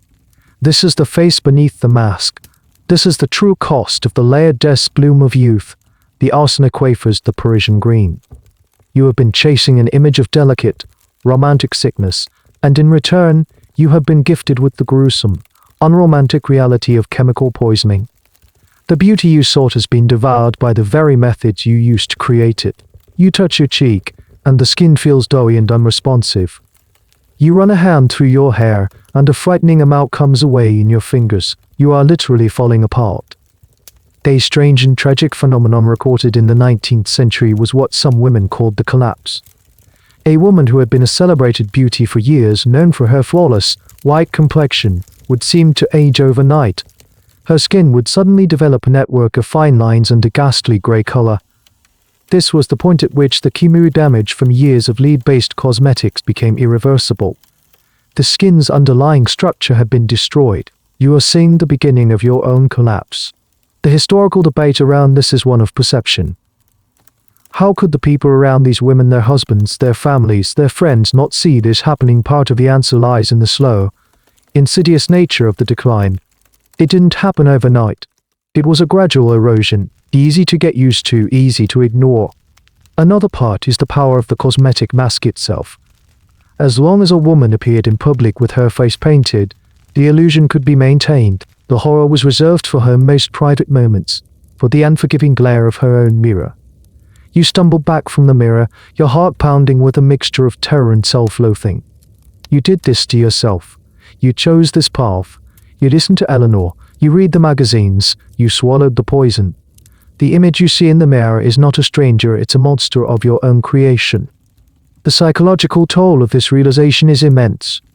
You feel a profound sense of betrayal by the society that sold you this impossible ideal, by the companies that sold you the poison, by your own sister who led you down this path, and most of all, by yourself. The reflection in the mirror is a constant, mocking reminder of your folly. You think of the portrait of your grandmother hanging in the hall. She is depicted as a robust woman with rosy cheeks and a clear-eyed gaze, the very picture of wholesome health you once scorned. Now you would give anything to look like her. You would give anything to have your own face back, the one you so eagerly erased with that first above white lead. The rest cure prescribed by the doctor becomes a kind of self-imposed exile. You begin to avoid mirrors. You insist on keeping the curtains in your room drawn, preferring the dim, forgiving twilight. You retreat further and further into yourself, haunted by the image of the decaying stranger who wears your face. You are no longer just physically ill, you are sick at heart, grappling with a truth that is far more ugly than any blemish on your skin. The beautiful lie has shattered, and you are left alone with the hideous truth. Your world has shrunk to the four walls of your arsenic-papered bedroom and the suffocating propriety of the drawing room. Your rest cure has isolated you, leaving you with nothing but your thoughts and the steady, inexorable decay of your own body.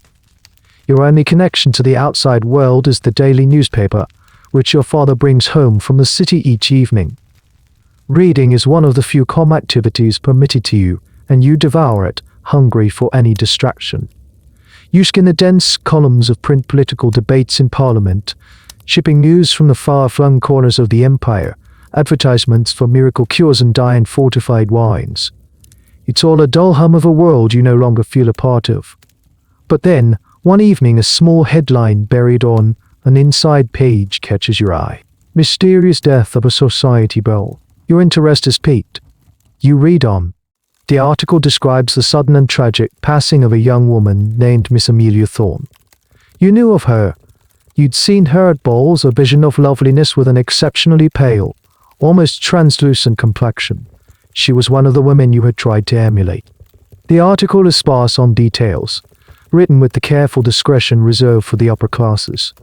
It speaks of a short but severe illness and a delicate constitution that finally gave way. It's the standard, boilerplate language used to describe the death of a young woman. But then, a single sentence sets your nerves on edge. Whispers in society circles, the anonymous journalist writes, suggest that the attending physician was puzzled by the unusual nature of her symptoms, and an inquiry may be forthcoming. An inquiry. That means an inquest, possibly an autopsy. That means her death is not considered natural.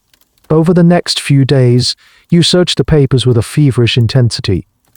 The story develops. An inquest is indeed opened. The initial testimony from the family and maid describes Miss Thorne's final days, severe abdominal pain, vomiting, paralysis in her limbs, and delirium. Your blood runs cold. You are reading a description of your own future. Then comes the bombshell. A second article appears, this time with a more sensational headline: "Poison in the powder. What the shocking truth behind a lady's demise."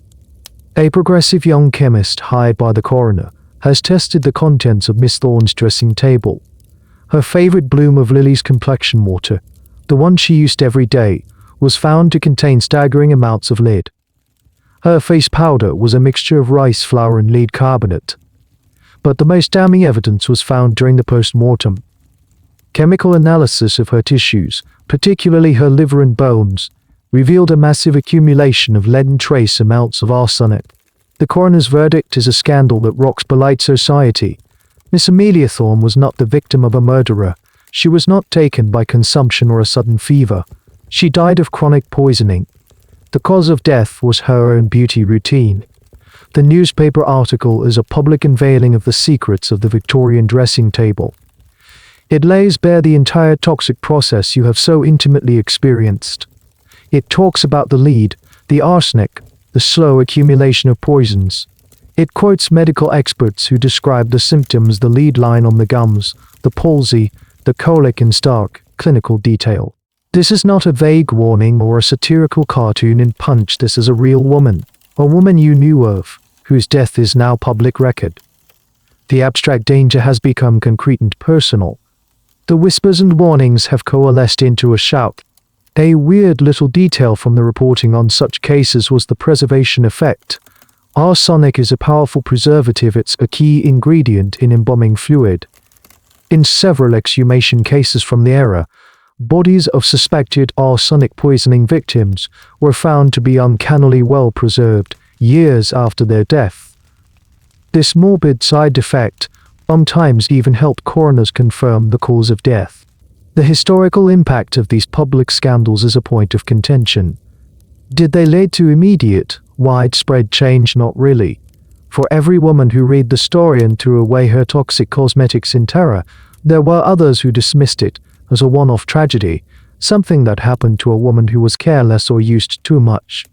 They might have switched brands from Bloom of Lilies to Eugenie's favorite, not realizing they were often just trading one poison for another, manufactured by the same company under a different label. The cosmetic industry was, as ever, resilient and adept at rebranding. You sit in your chair, the newspaper trembling in your numb fingers. The article is a mirror, reflecting not your face but your fate. The path you're on leads directly to where Miss Thorne is now, a cold slab in a mortuary, her secrets laid bare for all to see. The story validates everything you have been feeling, every symptom your doctor dismissed as hysteria. You are not mad. You are not overwrought. You are being poisoned, just like her. The knowledge is both terrifying and, in a strange way, liberating. It cuts through the fog of denial and self-blame. But the liberation is short-lived, quickly replaced by a chilling question. Now that you know the truth, what on earth can you do to stop using the products? Means revealing the ravaged face beneath, a social suicide. To continue using them means certain physical death. You look at your own dressing table, at the rows of pretty pots and bottles. They no longer look like tools of beauty. They look like a collection of elegant, patient murderers waiting for you. The death of Amelia Thorne has brought the crisis to a head. A choice must be made. The news of Amelia Thorne's death sends a shockwave through the drawing rooms and tea parties of your social circle. It becomes the topic of hushed, scandalized conversation, a delicious little horror to be dissected over cucumber sandwiches and Earl Grey tea. You listen from your chaise longue, a silent observer at your own family-ish gatherings, as the women pronounce their judgments. The reactions are a fascinating and infuriating study in victim blaming and denial. Dreadful, of course, says a formidable aunt, snapping her fan shut for emphasis. But one does hear she was terribly vain, always trying to be the palest girl in the room. She must have used the products to excess. The implication is clear. Miss Thorne brought this on herself. She was not a victim, but a casualty of her own vanity. A sensible, moderate lady would never be so foolish. Another visitor, a younger woman, shudders delicately. I find the whole topic so indelicate. To think of what was in her things. I've thrown all my French lotions away. From now on, it's only good English rose water and glycerine for me. She says this with an air of moral superiority, conveniently ignoring the fact that many good English products also contained the same poisons, just with more patriotic branding. The conversation reveals a deep, societal anxiety. To accept Amelia Thorne as a simple victim would be to acknowledge that the entire system of beauty they participate in is a dangerous fraud. It would mean that they too are at risk. It's far more comfortable to cast Amelia as a tragic outlier, a woman who broke the unwritten rules of discreet, cosmetic use and paid the price. They are preserving their own peace of mind by sacrificing her memory. This raises a question that historians and sociologists still grapple with when a person knowingly participates in a harmful cultural practice. Are they a victim of societal pressure, or are they a complicit agent in their own harm? The answer is rarely simple. These women were trapped in a system that demanded they conform to a dangerous standard of beauty to achieve social and economic security in the form of a good marriage. Their choices were not made in a vacuum, particularly after scandals like this became public. Continuing the practice involved a degree of personal denial and choice. The most heated debates, however, are not happening in the drawing rooms, but in the pages of newspapers and journals. The scandal has ignited a public discourse. On one side, you have moralists and religious figures who seize the opportunity to condemn all forms of cosmetic use. They write thunderous editorials declaring that painting the face is an affront to God, a mark of a deceptive and corrupt character. For them, Amelia Thorne's death is a divine judgment on the sin of vanity. They don't see a public health issue, they see a moral failing. On the other side are the emerging voices of social reformers and a few brave doctors. They argue that this is not about morality, but about consumer protection. They write letters to the editor demanding that the government regulate the sale of poisons, that cosmetic manufacturers be required to list their ingredients. They frame the women not as sinners, but as casualties of a dangerous and unregulated industry. A bizarre little tangent in this public debate was the cosmetics for men scare. As some men began to discreetly use pomades and skin lotions, moralists warned that these products would not only poison their bodies but also effeminate them, eroding the manly character required to run an empire. The fear was that a man who used a face cream was on a slippery slope to losing his vigor and moral fiber. You lie there, listening to the cacophony of opinions, and you feel a rising tide of anger.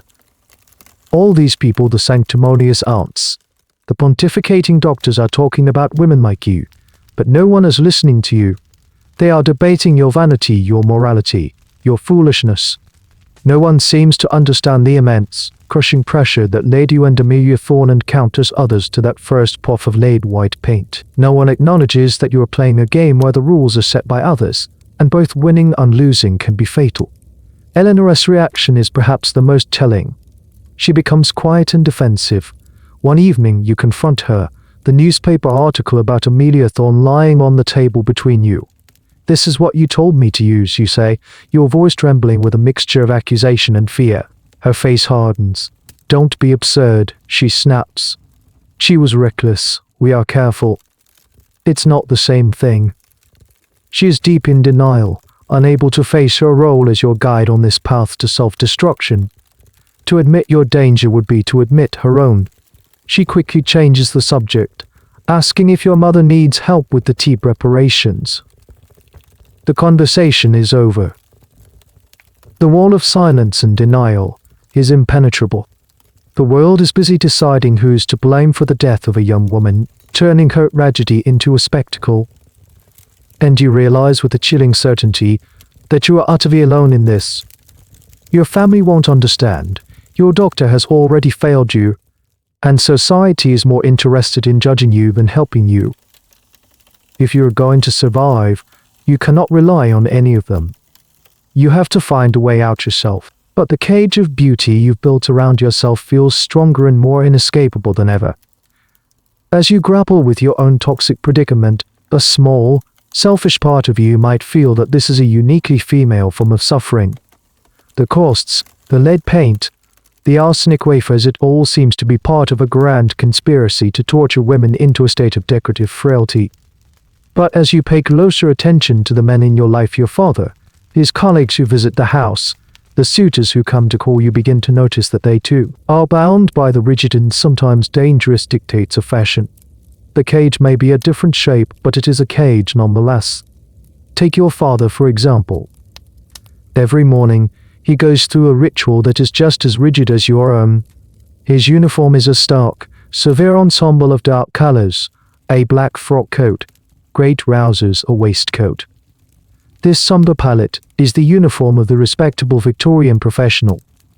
It's meant to convey seriousness, sobriety, and a devotion to the world of work. There is no room for frivolity or comfort. But the most perilous part of his attire is right around his neck. He wears a detachable collar, a brilliant white circle of linen that has been starched to the consistency of cardboard. This is the era of the high, stiff collar, and it is a potent symbol of class and respectability. A clean, white collar signaled that you were a gentleman, a man who did not perform manual labor that would soil his clothes. The most extreme form of this fashion was nicknamed the Father Killer VA term order in German, where it originated. It was a collar so high and so stiff that it dug into the flesh of the neck. It held the head in a fixed, upright position, forcing a posture of permanent, uncomfortable dignity. The dangers were very real. These collars were so tight they could restrict blood flow to the brain. A man might turn his head to quickly unfind the sharp, starched edge digging into his carotid artery or jugular vein. There are documented cases of men passing out from the constriction or even dying. A man who had a bit too much to drink at dinner might fall asleep in his chair, his head slumping forward, and the pressure from the collar could be enough to cause asphyxiation. It was a subtle, everyday instrument of torture worn in the name of looking respectable. Then there is the male equivalent of cosmetics hair pomade.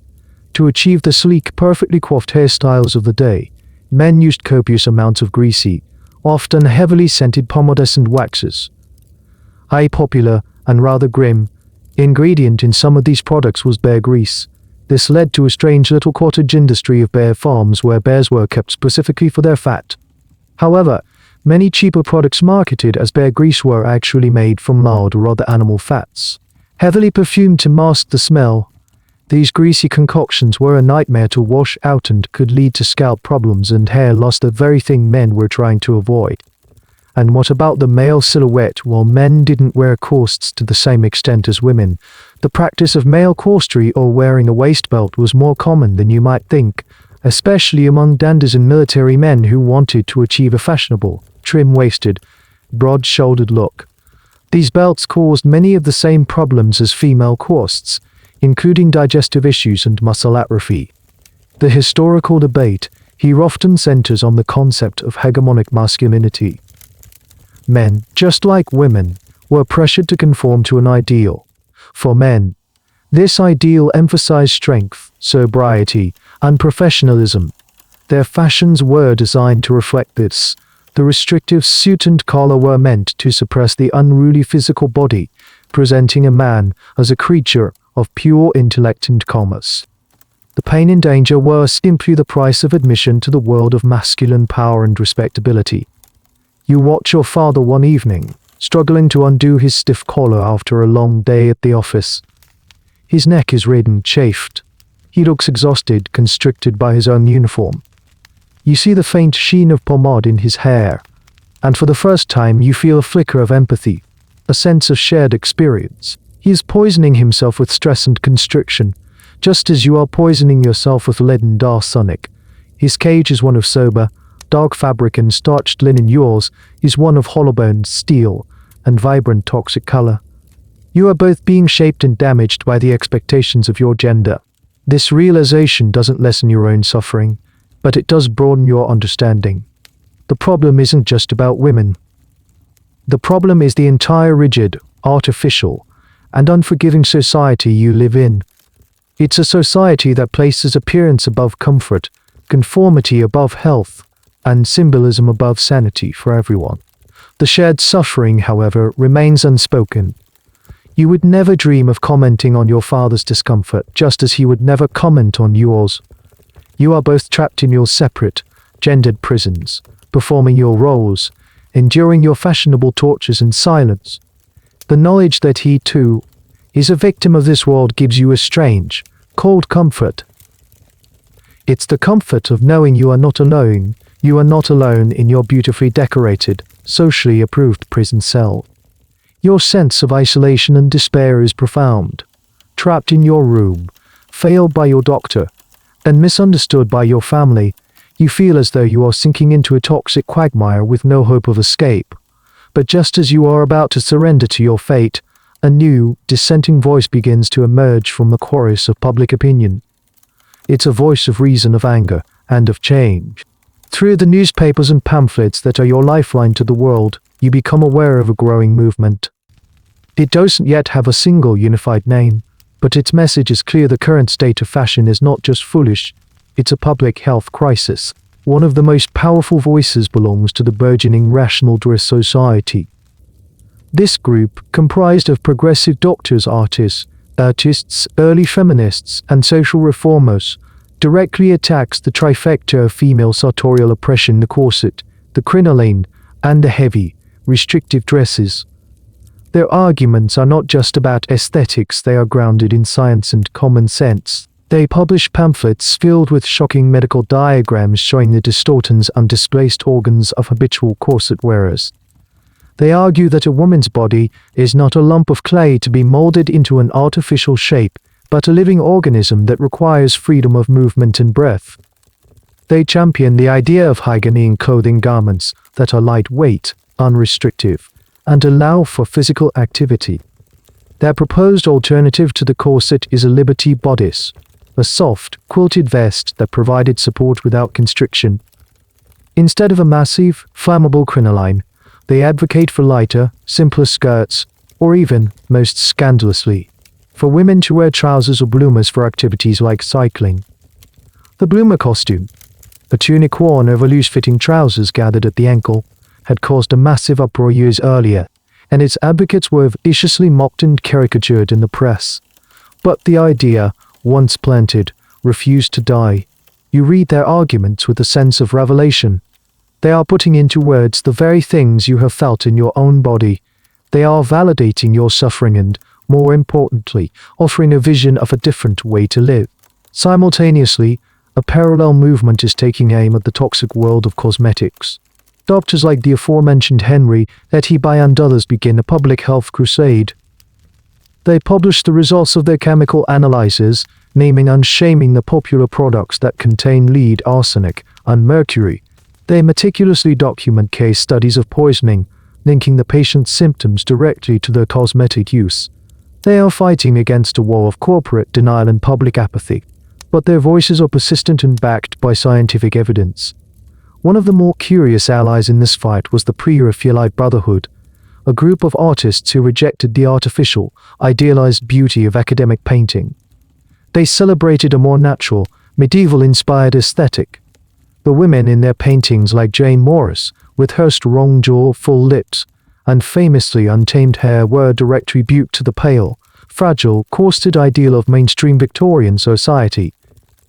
They championed natural beauty, free from paint, powder, and constriction, and their influential art helped to slowly shift cultural perceptions of what was considered beautiful. The historical debate surrounding these reform movements is often about their actual impact versus their symbolic importance. Did the rational dress society succeed in getting the majority of women to abandon their corsets overnight? No.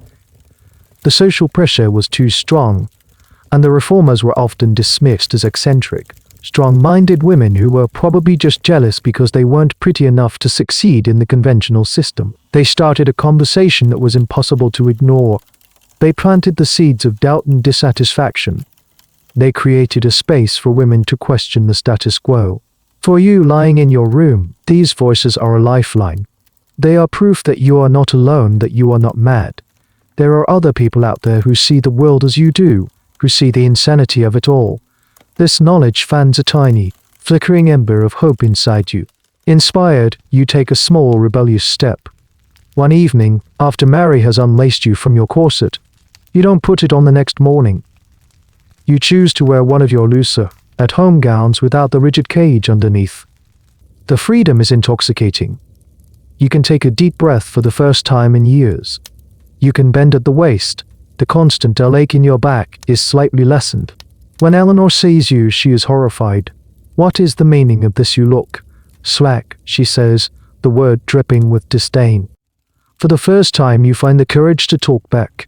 I can breathe, Eleanor. You say, your voice quiet but firm. I can't breathe in that thing.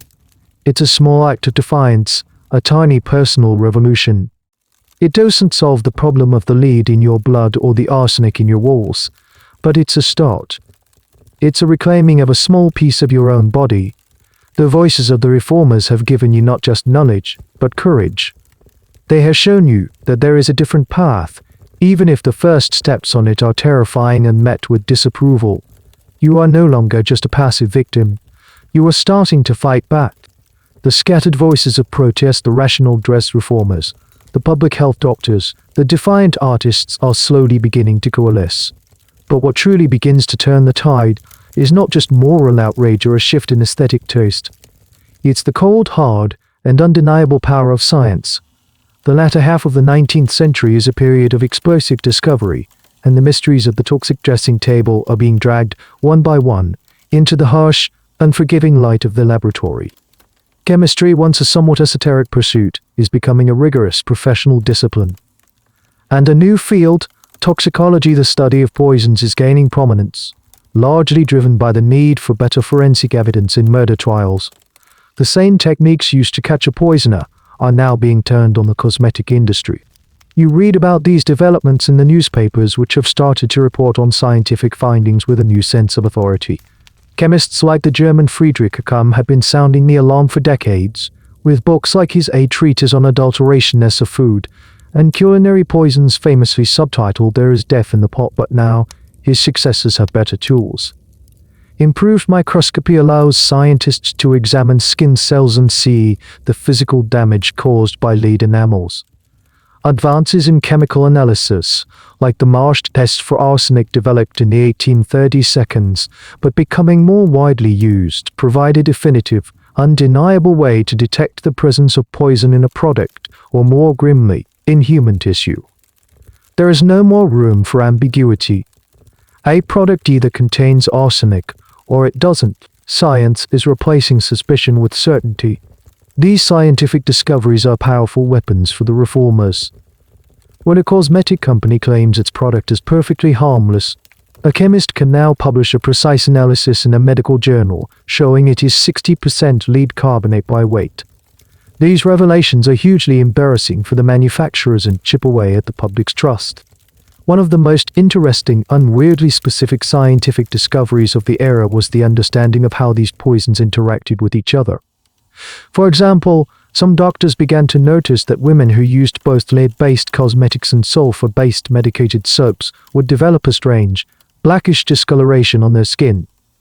This was because the lead carbonate in their makeup was reacting with the hydrogen sulfide from the soap to form lead sulfide, a black, insoluble compound. Their faces were literally like cheap silver.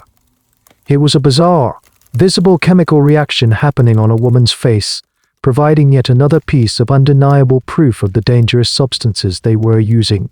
The debate among historians of science here is about the speed of knowledge transfer. How long did it take for a discovery made in a laboratory to filter down into public consciousness and, more importantly, into medical practice and government regulation? The process was incredibly, frustratingly slow. There was a significant lag between the scientific community knowing something was dangerous and the general public accepting it as truth. This gap was filled with misinformation, corporate denial, and a general resistance to changing long-held habits. But the evidence is mounting, and it's beginning to have an effect on you. Armed with this new, scientific language, you feel more confident in your own convictions.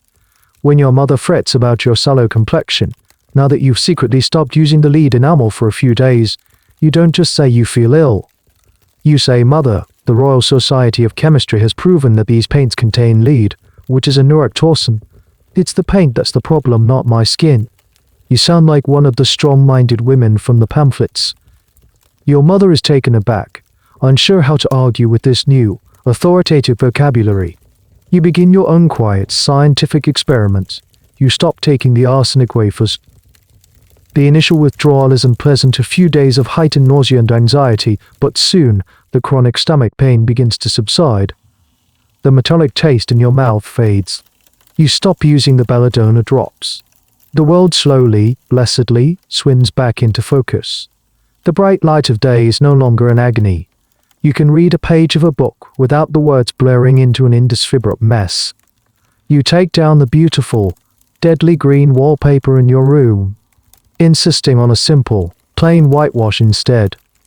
Your family thinks you've lost your taste, but after a few weeks of sleeping in the arsenic-free room, you notice that the constant headaches and sore throat have vanished. You wake up feeling, for the first time in years, truly rested. Each small change, each poison removed, brings a tangible, positive result. Your body, freed from the constant chemical assault, begins the slow, arduous process of healing. The sores on your face start to clear up. The tingling in your hands lessens. You are collecting your own data, and the conclusion is inescapable: the science is right. You are not just a passive recipient of this new knowledge anymore.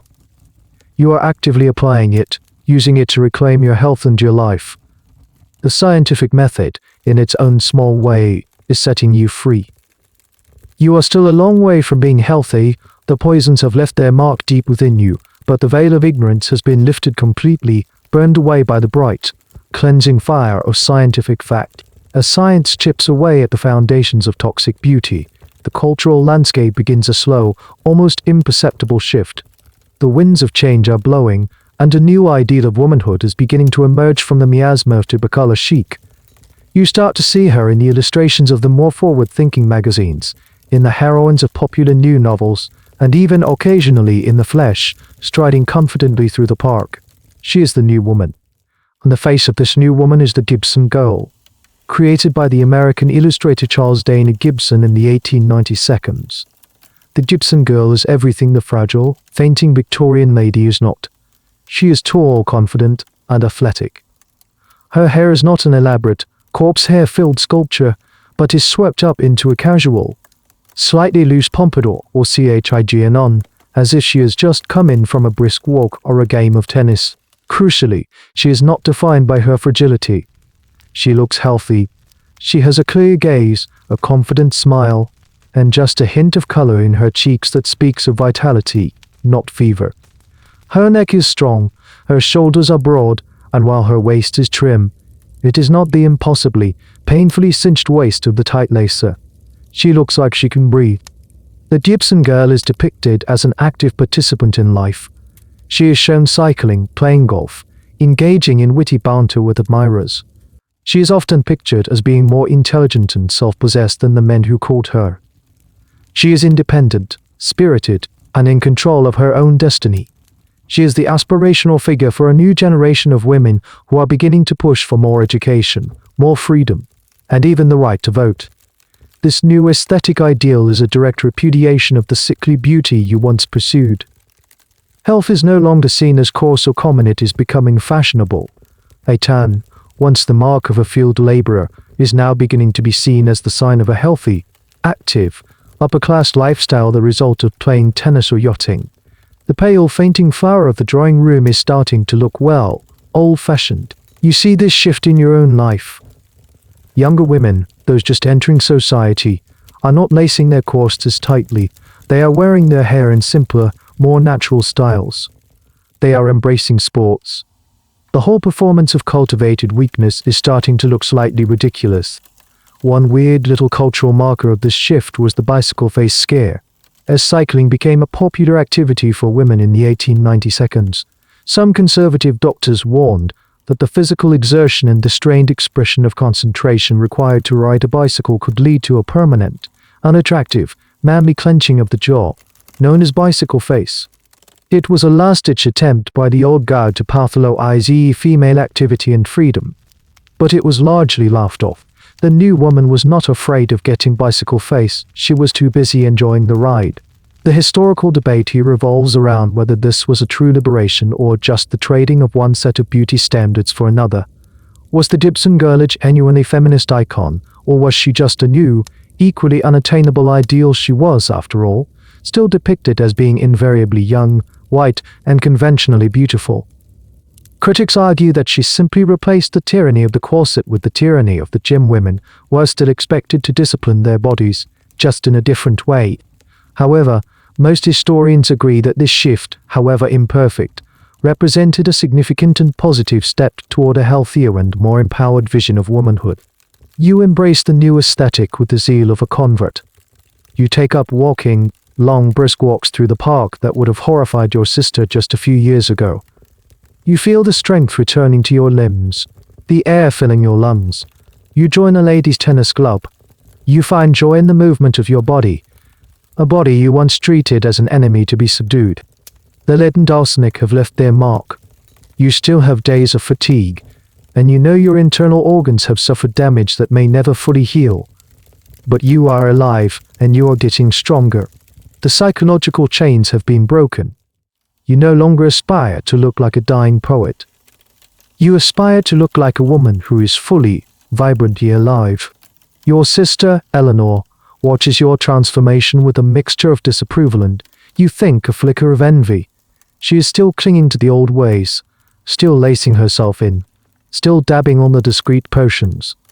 But she is starting to look like a relic from a bygone era. The world is changing, and you, having been to the brink and back, are changing with it. You have survived the toxic fashions of your youth, and you are walking, breathing, and striding confidently into a new century. While you are embracing your personal transformation in the new, healthier ideals of the Gibson girl, the slow, grinding machinery of government is finally beginning to address the poisons that nearly killed you. The public outcry, fueled by scientific evidence and sensational press coverage, has become too loud for Parliament to ignore completely. The law is at long last starting to catch up. The key piece of legislation is the Pharmacy Act of 1868. This act was not, initially, aimed at cosmetics. Its primary goal was to regulate the sale of medicines and poisons by creating a register of qualified chemists and druggists. For the first time, it established a formal list of substances to be labeled as poison, and on that list, in Part 1, is arsenic. This has a direct and immediate impact on the sale of your old friend, the arsenic complexion wafer. Under the new law, arsenic and its preparations can only be sold by a registered chemist. The buyer must be known to the seller or be introduced by someone known to the seller. You have to sign a poison book, recording your name, address, the quantity purchased, and the stated purpose for its use. Suddenly, buying your complexion remedy is no longer a discreet, over-the-counter transaction. It's a formal, recorded process, akin to buying rat poison. The shame and the bureaucracy involved are a powerful deterrent. While some women might have been bold enough to march into a chemist and declare they were buying arsenic for personal use, many were not. The industry for arsenic wafers doesn't vanish overnight, but it is driven further underground. Its claims of being a harmless tonic now directly contradicted by a government label. However, the law is a clumsy, imperfect instrument. The most glaring loophole, and the one that infuriates public health advocates, is that the Pharmacy Act only regulates the sale of these poisons, not their use and manufacturing. This creates a bizarre situation. While you, an individual, would have to sign a poison book to buy a small amount of arsenic, a wallpaper or fabric manufacturer could buy it by the crate load with no such restrictions. There was an infamous DPS dyers, unprinters stuff exemption, which meant that industries using these poisons in their manufacturing processes were not subject to the same rules. Then what about lead, the other great poison of the Victorian dressing table, conspicuously? It is not included in the first version of the Pharmacy Act's poison schedule. The lead industry was a powerful economic force, with applications in plumbing, paint, and manufacturing. The government was reluctant to impose heavy regulations that might harm this lucrative trade. So the sale of lead-based cosmetics, like your Laird's Bloom of Youth, continues, completely untouched by the new law. It would take many more decades, and a much greater understanding of the dangers of low-level lead exposure before substantive action was taken. One of the weirdest legal battles of the era revolved around the color green. Reformers tried to get Shields green and Paris green banned outright, not just in cosmetics and clothing, but in everything from children's toys to confectionery. Yes, arsenic green was used to color sweets. Manufacturers fought back, arguing that there was no safe alternative green dye, and the debate in Parliament was fierce, with pro-business MPs arguing against what they saw as overreaching government interference in free trade. The historical consensus is that these early public health laws were a classic case of too little, too late for many, but they were also a crucial first step. They established the principle that the state had a right and a responsibility to protect consumers from dangerous products, even if the initial application of that principle was flawed and full of compromises. It was the beginning of a long, slow journey toward modern consumer protection and drug safety laws. You follow these legal developments with a vested, personal interest. You feel a sense of vindication when the Arsenic Act is passed, but a surge of frustration when you realize that lead-based paints are still being sold openly in pretty little pots to unsuspecting women. The law is a reflection of the society that created it, full of good intentions, but also compromised by economic interests and a reluctance to challenge the status quo too forcefully. Your own survival has not been thanks to a benevolent government or a change in the law. It has been a personal, hard-won victory achieved through access to information, personal courage, and a timely shift in the cultural winds. The law is a clumsy giant, taking its first ponderous steps, long after you and countless other women have already fought your own private wars in front of the mirror. It's a comfort, perhaps, to know that future generations might be better protected, but it does little to erase the scars, both visible and invisible, that this toxic era has left on you. You are standing on the cusp of a new century. The gas lights on the London streets are slowly being replaced by the brighter, steadier glare of electric bulbs. The clatter of horses' hooves is beginning to be mingled with the unfamiliar sputter and roar of the first automobiles. The world you were born into, the world of strict Victorian certainties and deadly fashions, is fading. You look at yourself in the mirror, not the haunted, broken girl of a few years ago, but a woman. The sores on your face have healed, leaving behind a faint network of scars, a permanent map of your ordeal. Your hair, though thinner than it once was, is your own. Your body, shaped by Tennyson walking rather than hollowbone, feels strong. You have survived. You are a veteran of a silent, undeclared war. But as you look at the changing world around you, you can't help but feel a sense of unease. The poisons may have changed their names and their packaging, but has the underlying disease, the relentless pressure on women to conform to an artificial standard of beauty, really been cured? The lead and arsenic have been largely vanquished from the dressing table, at least in the Western world. But new, Scientific forms of beauty enhancement are taking their place. You read advertisements for X-ray treatments that promise to permanently remove unwanted facial hair. The procedure is marketed as a modern, technological marvel. What the advertisements don't mention is that the high doses of radiation will, years later, lead to horrific cancers and skin decay. It's the same old story, just wrapped in the language of a new technology. You hear whispers of a new, injectable paraffin wax treatment used to smooth out wrinkles or augment the nose. Doctors inject hot wax directly under the skin. The initial results can be impressive, but over time, the wax can harden, shift and become infected, leading to grotesque deformities under a condition known as paraphenoma. It's another quick fix with devastating long-term consequences. The corset has loosened its grip, but the obsession with achieving an ideal figure remains.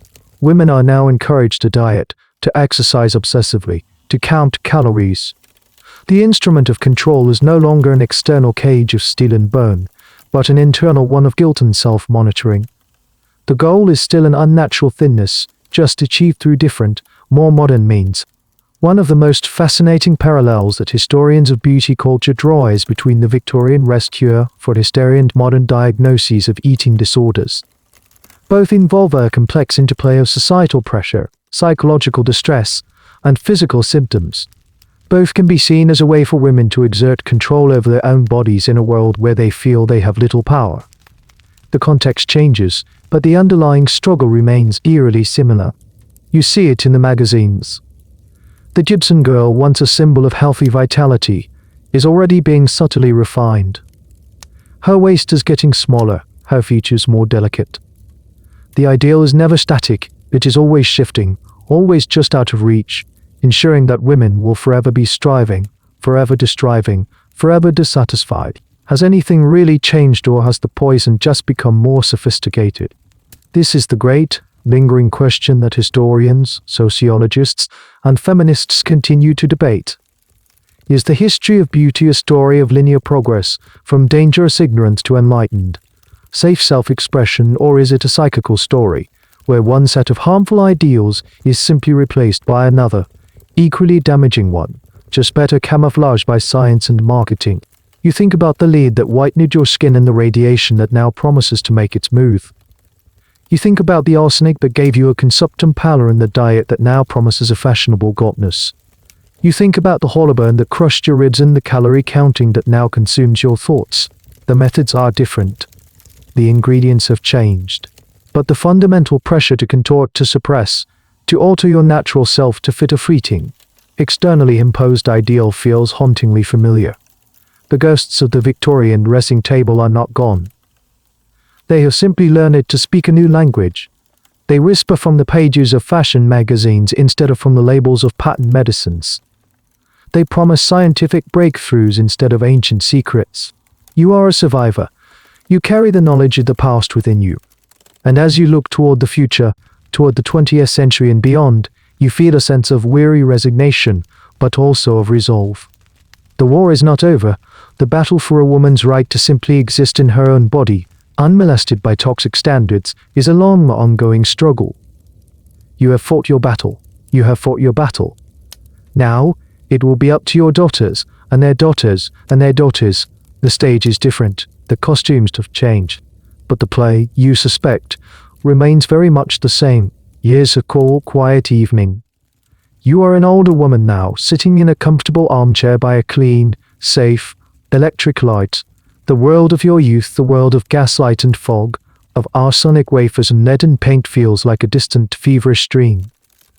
The frantic pursuit of that ghostly, consumptum ideal has been replaced by the quiet dignity of age. You are looking at your granddaughter. She is a young woman of the new era, her hair cut in a fashionable, short bob. She's getting ready for a night out to dance. She sits at her own dressing table, a piece of furniture far simpler than the elaborate, poison-filled altars of your youth. She opens a small, round tin and dabs a bit of rouge onto her cheeks. She applies a slick of red lipstick from a metal tube. She dusts her nose with a fine, translucent powder from a compact. The products are brightly packaged, mass-produced, and, for the most part, safe. The battles fought by the reformers and scientists of your generation have borne fruit. The age of overt, casual poisoning in the name of beauty is largely over. She catches your eye in the mirror and smiles. What is it, grandmother? You are overcome with a sudden, powerful wave of emotion. You see the ghosts of your past superimposed over her bright, living present. You see the pot of lead paint in place of her harmless powder. You see the deadly nightshade next to her tub of mascara. You see the arsenic wafer lying beside her lipstick. The memories are so vivid, so visceral, that you can almost smell the metallic tang of the lead, feel the familiar sting of the belladonna in your eyes. You think of Eleanor, your sister, who never fully abandoned the old ways. She died a decade ago, a frail, withered woman plagued by chronic ailments that her doctors could never quite diagnose. You have no doubt about the cause. She was a lifelong casualty of that silent war, a ghost who haunted the world long before she ever left it. You think of Amelia Thorne, the society belle whose public death served as a warning you almost didn't heed. A forgotten headline, a footnote in the history of fashion, but for you, a name that will forever be synonymous with a choice, a turning point. And you think of the countless other women, their names lost to history, who suffered and died in silence. The factory girls with their green-stained hands and rotted lungs, the society ladies with their crumbling bones, unfailing minds, the young mothers whose bodies were too damaged by leaden arsenic to carry a healthy child. You are their witness. You are their survivor. This is the central, haunting question that historians who study this period must confront. How do we account for the forgotten victims? History remembers the queens, the politicians, the generals. It remembers the sensational murder trials and the grand public scandals. But how do we measure the quiet, cumulative cost of a toxic cultural practice? How do we calculate the sum of all that silent, private suffering? It's a history written in hospital records, in early obituaries, in the gaps where lives should have been longer. It's a history that can never be fully written. I was just thinking, you say to your granddaughter, your voice a little hoarse, how beautiful you are, and how lucky. She laughs, thinking you are simply being a doting grandmother. She doesn't understand the depth of your words. She cannot comprehend a world in which her makeup bag could have been a box of poisons, her dress a shroud, her wallpaper a gas chamber. She is free in a way you could never have imagined at her age. You stand up and walk over to her. You gently touch her cheek, her skin soft and alive beneath your wrinkled fingers. You look at her reflection in the mirror, standing beside your own, the past and the present, side by side, the survivor and the inheritor. You feel a sense of profound peace settle over you. The struggle was brutal, the cost was immense, but you made it through. You lived. You saw the world change. You saw the dawn of a safer, if not entirely perfect age. Your journey back to the 19th century is over. You have walked the tightrope of Victorian beauty and, against all odds, you have made it to the other side. You have seen firsthand how society can become so entranced by an ideal that it is willing to poison itself to achieve it. You have felt the weight of the lead, the slow creeping sickness of the arsenic. You have endured the cage of the corset and the fire trap of the crinoline. As you fade from that world, leaving your granddaughter to her bright, hopeful future, you carry with you not just the memory of the danger, but the quiet, resilient strength of survival. You have looked death in its beautifully painted, fashionably pale face, and you have turned and walked away. And now, the story fades. The flickering gaslight dissolves.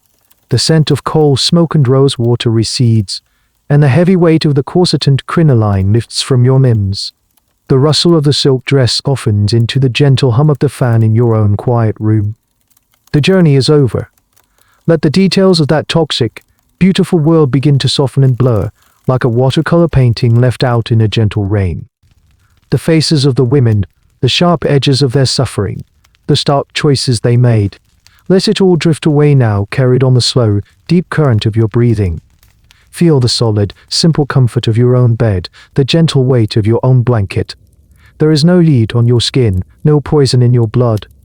You are safe. You are here. The past is a distant country, and its ghosts can rest now. Let the rhythm of your heart slow down, becoming a soft, steady drumbeat leading you toward the shores of sleep. Your mind, which has traveled so far tonight, can finally come home to rest. Let go of the story, let go of the day, and just drift. The end of the article. Good night.